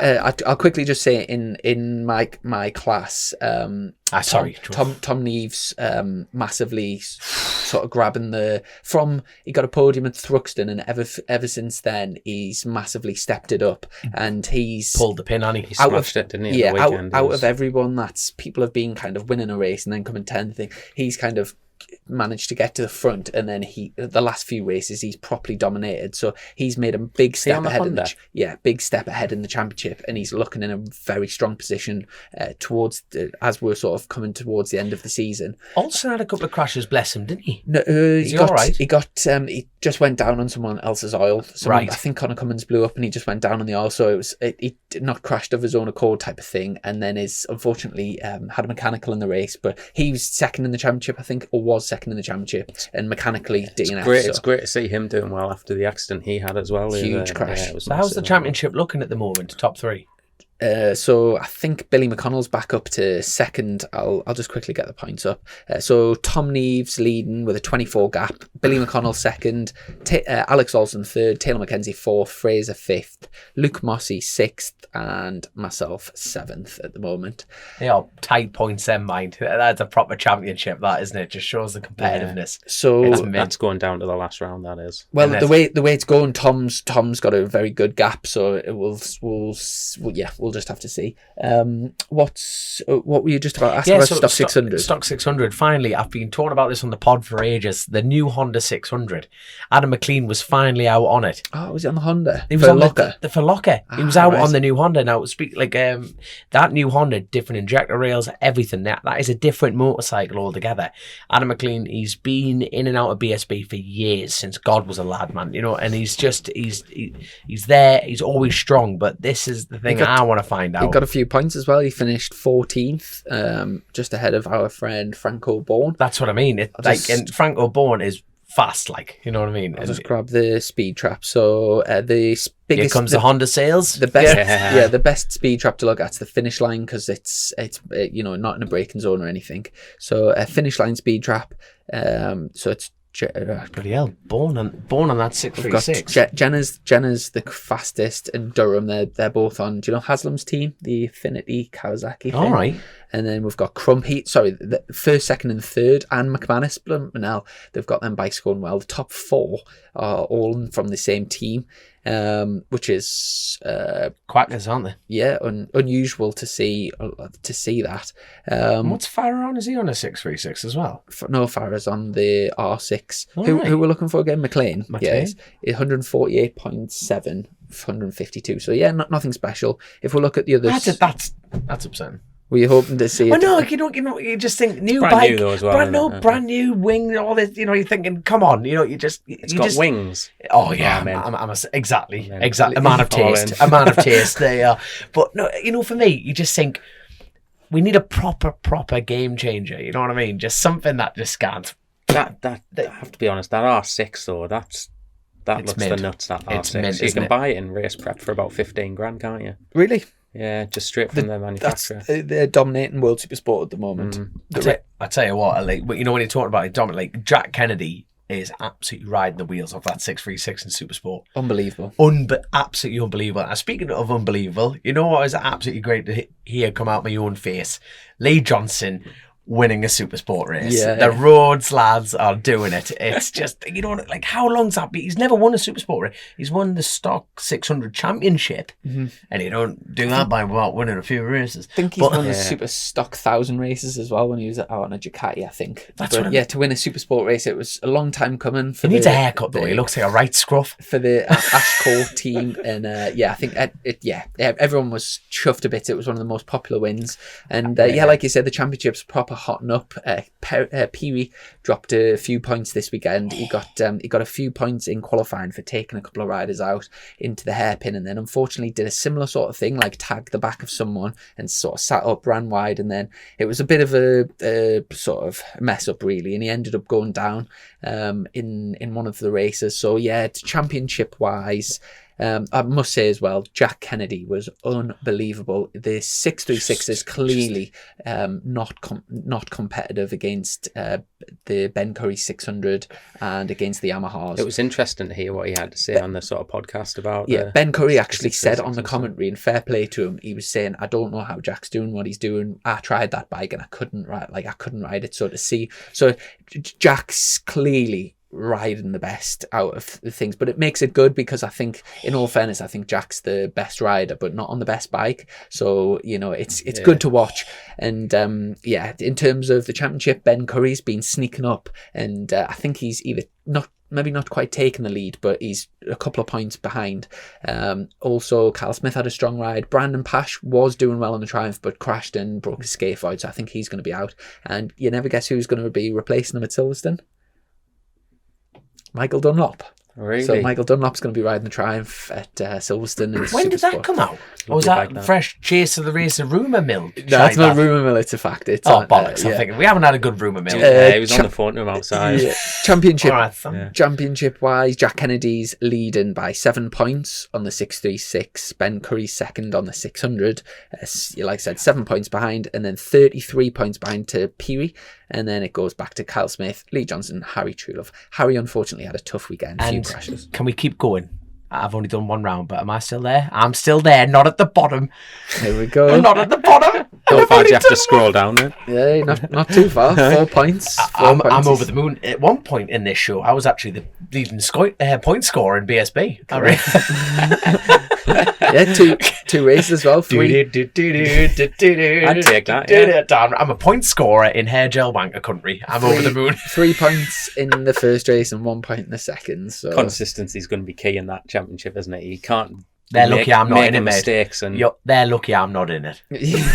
So, but yeah, I tell you what, great race, and really enjoyed it. And it did. Just quickly, I'll run through the top 3 in the junior stock 600. Jack Nixon was back to winning ways after he crashed at Cadwell and had a few races, but he's back, and he won ahead of Joe Talbot and Max Cook. Joe Talbot's having a fantastic season. I think he's only 17-year-old, and doing a tremendous job.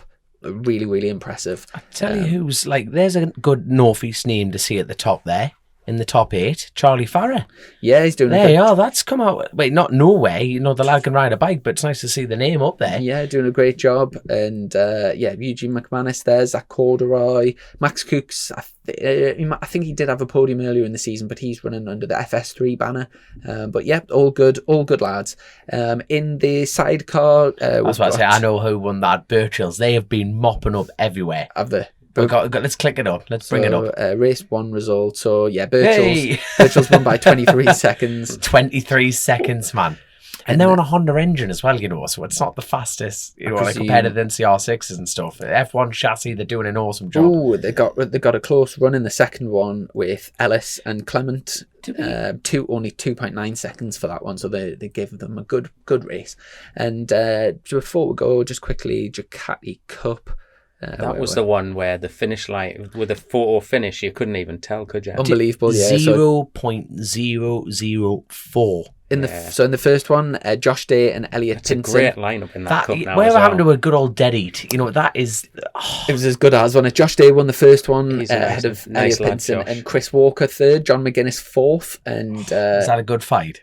McGuinness and Stalker Walker having a fight, that's always good. It was great to see them both on the podium, wasn't it? Yeah. Was it Kyle Ride's comment going, it was nice to see these two win the sidecar race or something like that. In the second one, 4,000ths of a second, Josh Day again ahead of Elliot Pinson, and David Shoebridge on the Rich Energy Ducati third, Craig Neave fourth. Max Lofthouse.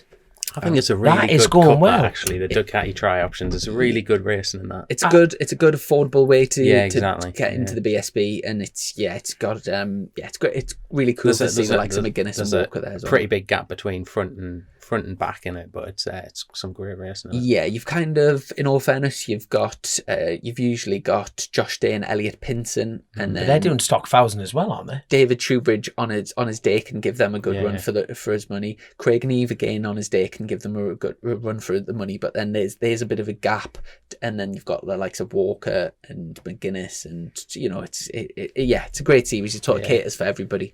And we could go through all the classes, but I think that'll do for now. I was about to say, and I tell you what, I think your rant, your fantastic rant, because it was great to see that other side of it about penalties, my man.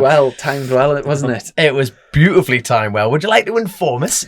Yeah, so you touched on it earlier. World Superbikes was... Speaking of touching. Has been, very sort of controversial this weekend. I bet all of the news outlets are rubbing their hands, because usually they put a post on and it gets a couple of comments. Every single one I've seen's got hundreds and hundreds of comments and thousands of likes. I did think about bringing a tub of green paint and just sitting it here and just to set you off. And it's every now and again, just pull it from under the table. But the thing is, do you know what? It couldn't Next have been. time we have you on, you better. It couldn't have been timed any better, because this whole thing is all stems from the stupid idea of having the green paint where they had it. Should never have been there. It's a ridiculous, absolutely ridiculous situation.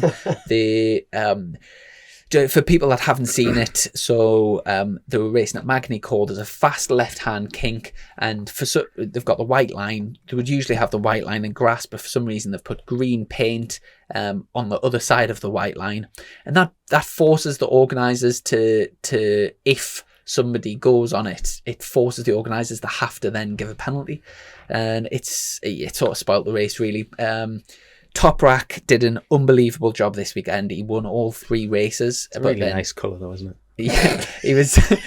Top Rack was then demoted after I think the cow. So when they came into the pits, and this is where all the controversies come from. I think Jonathan Ray called Paribas over and explained. I presume that's how it happened, or Kawasaki must have seen on board, made a complaint, and obviously the organisers have got to follow that through, because strictly by the letter of the law, if you go on the green paint, it's off track limits, and therefore, to be consistent with the other penalties that they've given, they have to then. There's no nuance. It's got to be one or the other, which is the whole point of why it shouldn't be there in the first place.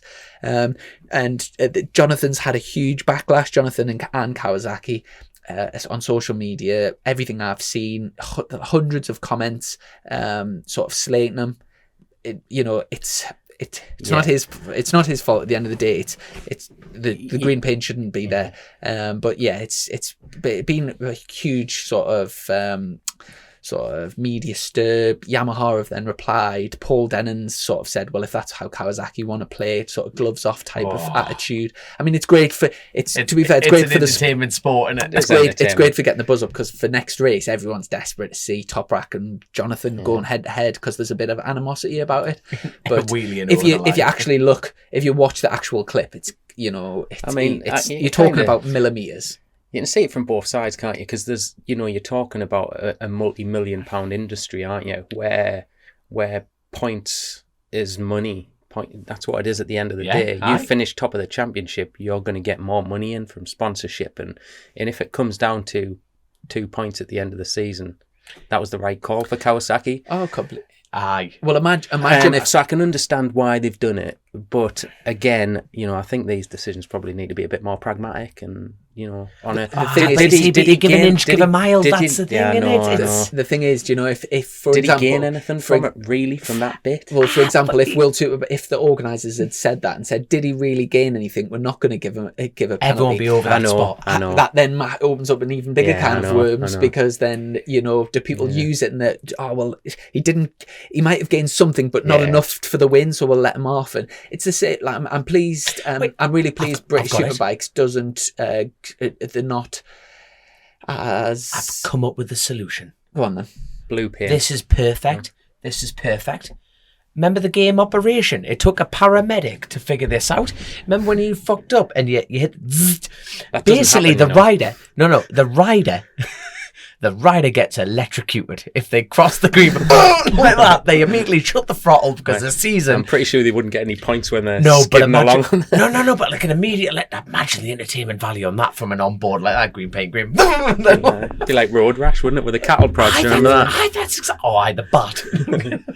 what I was going to say is I'm pleased. You're welcome, Dora. You're welcome. Stuart Higgs and his team use a bit more common sense when it comes to it. There's green. There's no I don't. such To thing me, as common sense. To me, I don't think the green paint should be there in the first place. But like I say, it's Snetterton where we've been at the weekend. Going onto the back straight, there's a bit of green paint. If you watch, it gets used all the time. But is it any safer having that there? Because then people just use that, and there is still a grass boundary at the end of the day. But yeah, I think, and also the other thing is, I'm sure if you watch every lap of every Racing World Superbikes, there'll be other laps, other people touch that green paint, and then what do they give out, like 10 penalties to try it? Yeah, it just gets a bit ridiculous. Just get rid of the green paint, and people will be sick of me ranting about it. I got that from the last podcast as well. I think you should have said a bit more about it myself, but there you go. But yeah, aside from that, it was mainly Toprak and Jonathan that were the cream this weekend. Redden was still strong. I'll just get the results up. So he got a podium, didn't he? Yeah, he's still in the fight. He's still engaged. I believe so. So French round, we've got race 1, Toprak won, Jonathan second, and Locatelli was third. In the Super Pole race, Toprak did win it, but then the result got sort of switched over. So Jonathan got the win, Toprak second, and Alex Lowe's third. And in the race 2, Toprak's first, Jonathan second, and Scott Redden. What's Locatelli on? Back on the podium. Locatelli's on a Yamaha, and he's a rookie stepping up from Supersport. He's been the sort of hot property sort of coming into World Superbikes this year. Really impressive what he's doing, to be honest. He's fourth in the championship. He's doing a tremendous job. So where's the top BMW? Top BMW at the moment is Tom Sykes in 7th, a fair bit off. But it goes Locatelli, Alex Lowe's, Ruben Rinaldi, Tom Sykes and Michael van der Mark are together, quite close in points actually, 7th and 8th at the moment. It's going to be interesting next year, that then, and also the Hondas are HRC's really struggling. Bear in mind, it's a proper Honda factory effort. Bautista is 10th at the moment, and Leon Haslam is 13th. There's obviously Bautista going back to Ducati. That leaves a space at Honda. Is he going back to Ducati? Did you not know that? I'm learning all the time on this show. Haslam back to BSB as well. Chrissy, you actually look so shocked. You're fully aware that we're back to old school chasing the race where I know nothing. I'm shocked because I'm pretty sure we've talked about it on this show. But yeah, he's back to. Evidently not. Well, yeah, we did, because that's when we were talking about Redden going to. I remember that bit. You must have bored me. After that. Tom Sykes. It's between Tom Sykes and who's the other person in the line for the Honda? Chaz Davies. Between them two, who fills the thing in. Leon Camier is the team boss at Honda, and he's sort of best mates with Chaz. So that might work, or you might not want to. I'm not sure if you'd want sort of friend team manager, but either way. And speaking of Haslam, I think his contract finishes this year, but will it get renewed with Honda? I presume he would like to stay there in World Superbikes, but if he doesn't get kept on, I presume he'll be back to BSB. Difficult to say at this moment. But yeah, in terms of the championship, so Toprak's leading now, 370 ahead of Jonathan Ray on 363, and then Scott Redden's back on 298. So it really is Jonathan and Toprak that are fighting for the championship. It is obviously possible for Redden to catch up, but there is a bit of a gap there. And yeah, I think it's all, to me, although the whole, it's a bit of a mess this weekend with the whole penalties and stuff. It's sort of good for the tension and like sort of build, because now everyone, it's causing a bit of a media stir, isn't it? A bit more interest for the next round. And I think whether, doesn't matter whose team you're on, more people being interested is sort of better for the sport, isn't it? 100%. So what's next lined up? I was about to say, roads wise, Cookstown's next. I think that's the final road race of the year as far as Cookstown. So that'll be out when this is, that's this coming weekend. Anyway, so we're time traveling yet again. So we'll update that on the next podcast. But you're off to Silverstone. And again, once this podcast's gone out, that'll be all and you're news. back working? Always working. Good lad. In terms of World Super, I didn't realise there was this many rounds left of World Superbikes, but there's the Catalonia round at the mid-September, and then a week later you've got the Spanish round, which I'm trying to work out what track that is. It doesn't actually say what track. And then the Portuguese round the week after, and then Argentinian, and then it finishes in Indonesia in November. That's a late, isn't it? I've heard on the rumour mill, it's been cancelled, Macau. Right. As far as the motorcycle Really? event, yeah, I think the car event's going, but it's because of COVID restrictions and stuff like that. So no doubt a bit of a that'll get shame, released. isn't I'm gutted to, and that is an event. That is a hell of an event. But never say never. Hopefully we get back the following one. But there we go. So what else we got? What else we got left? I think Yeah, I think that. I think we're good. Patreon questions. Yes. You nicked all them. So there. You go. I've nicked a few of them, to be fair. Let's have a look. So, Sugar Cube's been winning all his races. So, well done, Sugar Cube.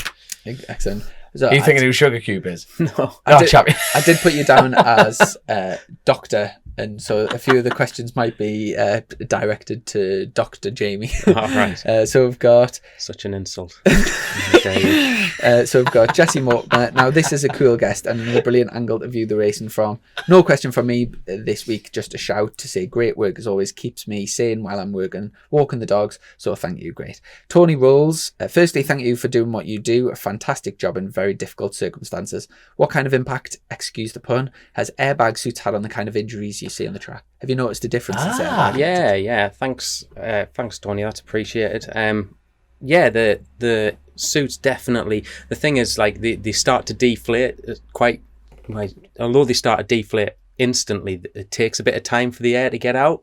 So although it protects, your neck from, the sort of lateral and the flexion, it makes it a little bit difficult to sort of actually get to your patient who's a bit sort of who, particularly the ones that are seriously unwell, but actually from a safety point of view they seem to be doing the job.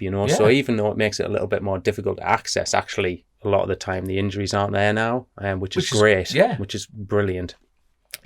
From crashing now, really, you get the odd ones where you land a bit funny and you maybe fall back on your arm and do your wrist or your collarbone or something like that. But actually, injuries now are there. We class them as relatively minor. It's only when the bikes tend to bite back a little bit when we tend to get the really nasty ones. The technology now is just unbelievable. The helmet technology to the little removable cheek pads and just makes everything so much easier to do now. I've over the years I've donated my helmet a few times for training purposes. Do you still require helmets? Yeah, we still use them. We do training with them at the air ambulance. We do our trackside with the marshals. We'll take helmets out to the corner posts and do a bit of training with the marshals so they know what to expect and what to do. Because obviously, as one medic, you can't do everything. So is that worth a shout out there? If anyone has a sort of an unused or crashed helmet that you don't want, and it's really, rather than just throwing it away, it's a really good. Preferably the sort of more modern ones that have got the more modern technology there. We've got loads of the old sort of ones but actually they're almost a little bit irrelevant now because the technology's so dated. You guys aren't wearing them. Yeah, sure. Which means actually that they don't really help us now because now we can pull cheek pads out, pull the chin guards off. Yeah, so to put that politely, none of the crap ones. Just the expensive ones. Yeah. So if your helmet's not crash damaged, you're a size medium with a 56 to 58 centimetre. So if you've got a helmet with a skid mark, give you a call. I've got Mike Orton. Not if you've got leathers with one though. Mike Orton, what a brilliant guest. This was the Special K one. We're calling the Special K podcast. What's the hardest thing he's heard after an accident, which we've already asked? Over the years, riding kit has improved immensely. Is there any particular piece of equipment which has made the biggest difference? And conversely, does fabric like Kevlar make the job more difficult even though it offers excellent protection qualities? This post has made me think about the inspirational Doc John and Ali Mack. So we've got... you've obviously mentioned about the airbags suits being great. I didn't really get the Kevlar question. Did you understand that? Well, Kevlar is awesome, isn't it? It's sort of like, I presume he's sort of on about the type of jeans and stuff like that you can get now. And they certainly don't make it difficult. You can cut through the Kevlar still, no problem. Like there's usually built into all these bits of kit now. There's bits if you go down the seam, you can, it certainly doesn't make it difficult. We're all pretty experienced in getting people's kit off because that's what you need to do. Do you know what I mean? Yeah. Have you got them Leatherman shears? I've got to carry a set of them at work. Yeah, I have like quality them. I get I can get a pair of chainsaw boots off of them. Yeah, done it at work. Yeah, Honestly. And like chainsaw pants and like wearing duvets, chainsaw pants. I bet, and you just got to go through it. Leatherman donated a few pairs to the charity for us. Right. But they're absolutely superb. Mate, They're about £100 to buy. Oh, they're serious, but Yes, I keep yeah. it with. And go for like I saw someone cut through Yeah. a motocross boot with them, and I'm having them for work. Yeah. Because like crush injuries at work, it's frequent. We use them at work. We use them for like open heart surgery as well. So you use them to cut through the muscle tissue between the ribs to open. Now there's a shout out for Leatherman right there. Yeah, they're a really good bit of kit. Have you open heart surgery on the? Well, yeah, we did on not track? a track. No, God, no. No, Don't worry. I only do it as part of my sort of job with the air ambulance with the doc, and wow. As much as I give the docs grief, they Unbelievable. they know their stuff, like, and they're all really. Mike's he said part two. As I understand it, ambulances are run on a charitable basis. Is this just to cover the cost of the helicopter, or does it have to fund the pilot, navigator, doctor, equipment, etc.? It funds everything. Personally, it's beyond me that it's not public funded. It's a tremendous asset which saves countless lives. Do you know, like, say, just the Great North Ambulance, he said 5.2 million to run the two helicopters. Roughly how many lives do you think are saved a year? It's very difficult to quantify that, really. Yeah. We go to about 1,100 cases a year, and that's over both aircraft and the car on the night shift. Probably a little bit more now, actually, because of the cars on most nights. How come that's not publicly funded? The reason isn't because if you said to the NHS and the government you're going to spend 5.2 million on 1,000 people, that's not good numbers. The problem if we were funded by that, NHS is already on a tight budget. Yes, they are overworked, and it's over the past massive shout out to all the people working in hospital over the last 2 years. It doesn't bear thinking about. They've been massively overworked to deal with some incredibly emotive and difficult times while the pandemic's been going on. If we were to say to the government, we need 5.2 million just for our air ambulance, then this for that air ambulance and that for that, and you would only, it's a lot of money, and NHS are forever cutting funding for different bits and pieces. We operating as a charity, we can actually offer a better service than we would if we were NHS funded, because every bit of money we get goes to optimising care. We are always innovating and changing our practice on current evidence. If you want to change something in the NHS, it's a massive machine. Risk assess it. It's a huge machine. But if new evidence comes out to say that this is the best care, this is now the way we should be doing something, a week later, that's what we'll be doing once we've trained our staff up to do it. So don't get us wrong, it has its negatives and its positives, because obviously you haven't got that guaranteed funding. Sure. But the fundraising team we've got at GNAAS at the Great North Air Ambulance is just unreal, sensational. Like, and you meet so many good humans. Like, it's just what people do so that I can fly around in a helicopter and help people is just blows your mind. Like, the generosity of people is phenomenal, and particularly, I can only sort of account for people in the northeast and northwest, but they're just so generous with what they have. I tell you what, you're doing well for the questions on here, because usually we get a couple. I think Dean broke the record with 10, and I think you were on 9, so you're doing well. Daniel, damn it, someone do it now. First up, massive thank you to Jamie, not just for what you do at the Racin, but also for the ambulance service. You guys truly are heroes. One of my daughters wants to be a paramedic. She's starting her uniform public service at college in a few weeks, then going on to uni for paramedic science. Could I ask for any advice you might have that I could pass on to her? Once again, thank you. Absolutely, and good luck. There's a couple of bits of advice I would sort of give is never be afraid to put yourself out of your comfort zone. It's the way you learn. It's the way you sort of grow as a clinician and as a human. I think you need to have the right attitude to be able to say I don't know, or to be able to say I got that wrong, and then learn from it, move forward, share that learning with everyone else, because it doesn't just bring you on, it brings everyone else on. So just go in with a positive sort of attitude to and an open-minded sort of attitude to sort of develop yourself, develop the people around you, and be ready to push yourself. Fantastic. Great, really good question, this one. Alex Hunt, some excellent questions above already, and I have huge respect for professionals like Jamie. Is there anything Jamie would change in BSB rules, or club racing in general, to make it safer for the racers? Keep the green paint. Oh, yeah.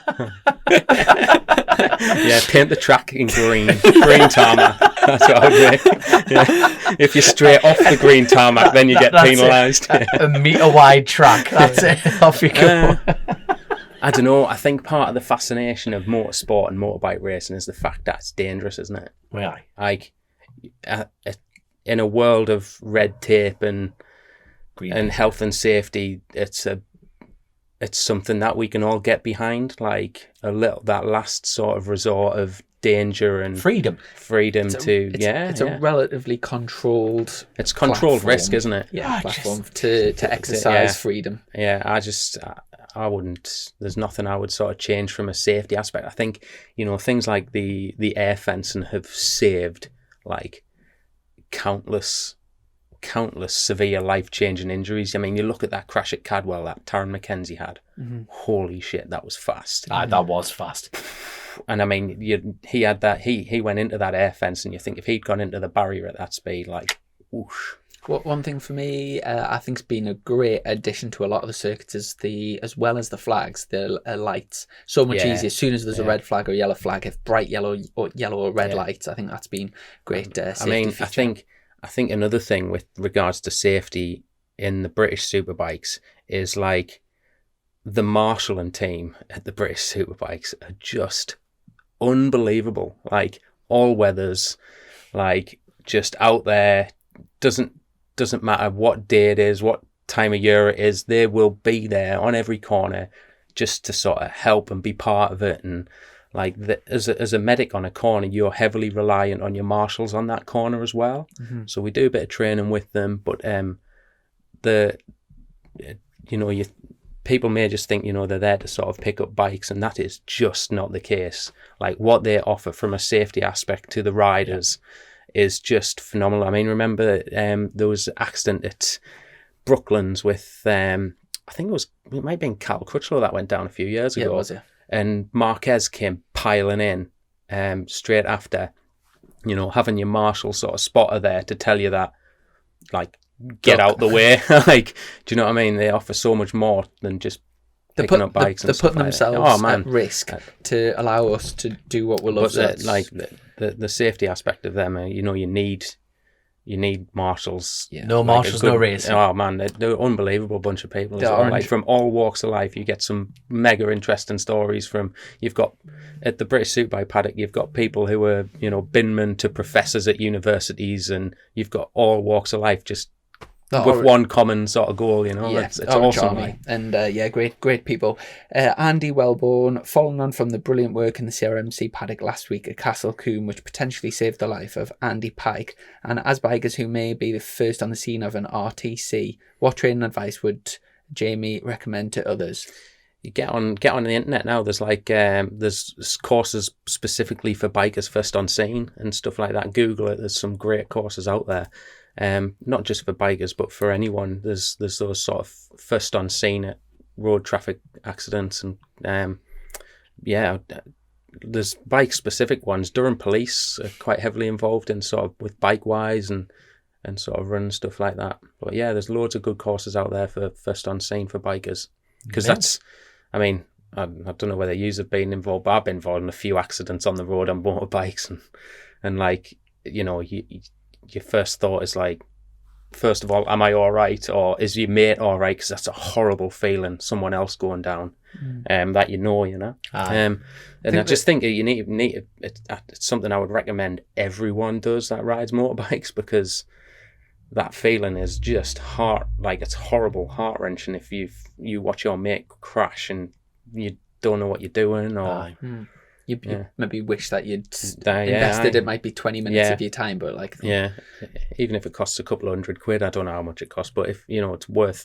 worth having that knowledge, I know isn't it's it? a very serious subject that we're talking about, and it's probably not the right time for a joke, but The Office, the training scene, when they're doing the heart thing, and it's to staying alive, and then the Gareth comes over and he goes over and he's reenact what's it called?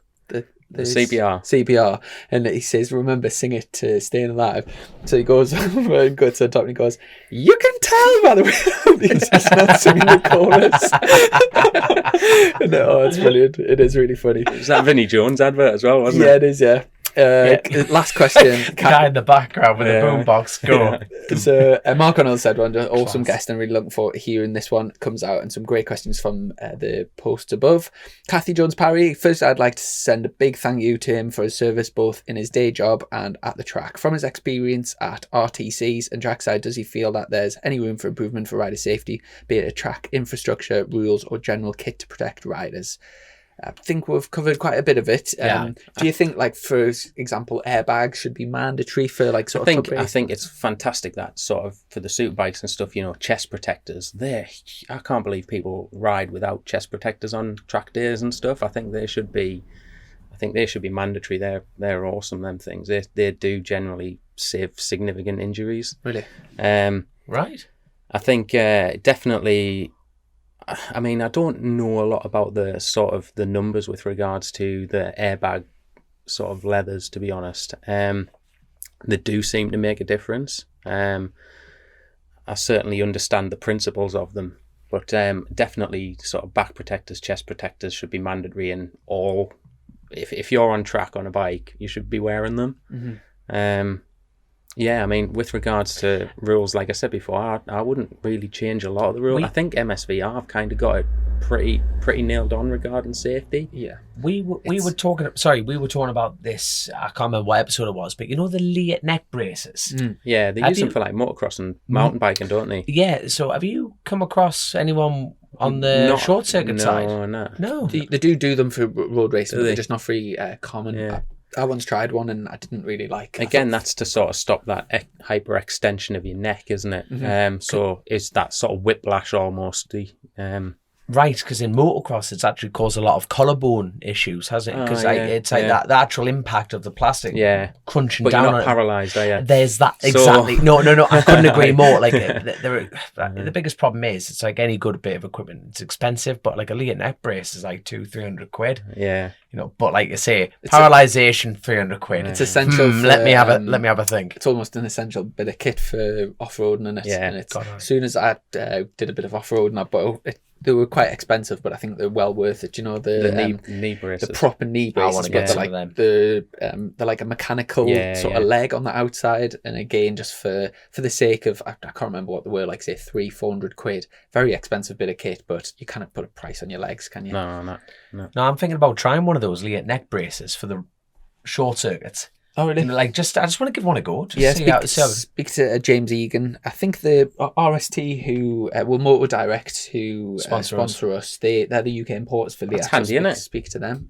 All right, there we go. Then I know who I'm ringing tomorrow. Free one in the post. Halfway. Also, the company that's just taken over are also UK importers for Oakley sunglasses. So if you do any more BSB rounds, you can get yourself some sunglasses half price. But all good. And I think from a road safety point of view, I think kit's great, but I think having the knowledge and to know what to do if someone else crashes, I think that's probably the biggest thing to invest in. There we are. Knowledge is power. Well, there's nothing else that springs to mind. I know you mentioned right at the beginning about you work for a company doing off-road trips. Do you want to give them a little plug? I do a bit of work for a guy called Dave Lee, who's a paramedic also. He runs a company called Ramsad Ventures. So if you Google ramsadventures.co.uk, they do trips to sort of Vietnam, Laos, Cambodia, anything from sort of a week to sort of 15 days, where you pay a fee, your accommodation, your food, the bike is all included. And it's fully supported. You have a full, I work for them as a medic, so I go out and ride with the group. So you've got either a qualified paramedic with remote sort of medicine experience, or a doctor with you. And it's just it's a really well drilled, well oiled, organised company to go explore parts of the world that you wouldn't normally get to do. So they do other trips around sort of Ireland as well. They also do trips in sort of Africa and in Nepal as well. But it gives really you the confidence to push on, knowing that if it does go wrong, you've got the medical. I'm going for that jump. But speaking, I'm deadly serious as well. When you at the beginning of the podcast, when you said you sort of, by doing what you do, you give us riders the confidence to sort of that's the hope. Push on, knowing that we've got the best world class medics, medic the team facilities at like right trackside, and I'm very aware of that. As a starter race, you see there's the helicopter there. You've got top class. I've used it obviously a fair few times myself, the medic centre, and it does. It's a massive thing that British Superbikes has got. I know Higgs, who runs the championships, very sort of safety conscious, and anything in terms of like that, it's always urges on the side of caution, which is great for everyone involved really. And it's something different, like for example when we'll go testing in Spain, it like sort of, to me, when it comes to like sort of that last couple of tenths where you're pushing on, but you look at the med centre and you think, no, I don't want to end up there. I think there's a difference. I think the team that's there, I mean the physios as well, you've used them a few times with your shoulder and stuff. Like a lot of I don't think a lot of people take up that option, as the physio team that are there are like world class. One of the physios there has got a Rugby World Cup medal, you know what I mean? She was part of the England Women's Rugby World Cup team as a physio. Amanda? Yeah, Amanda. She's lush, Amanda. She's really, really knowledgeable. You've got Rich, who's been there a long time. Really, really clever guy. Former sort of cyclist. He's the other physios are listening now, thinking, "Come on, mention me." Yeah, I know. You've dug a hole for yourself. Oh God, yeah. Right, Griff's really good.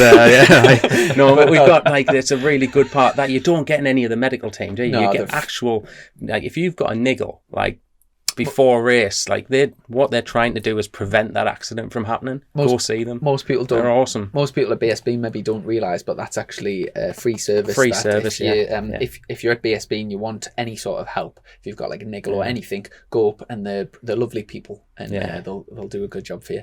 But I think that wraps everything up. Thank you so much for spending your evening over here. No, thanks for having us. It's been great. I know you don't have a great deal of time, and really enjoyed sort of hearing. It's a different side of the sport that we're over 120 episodes in and we've not had this angle of the sport. So really grateful for your time. You got any social media links? Because there'll be people listening to this wanting to follow you now. So.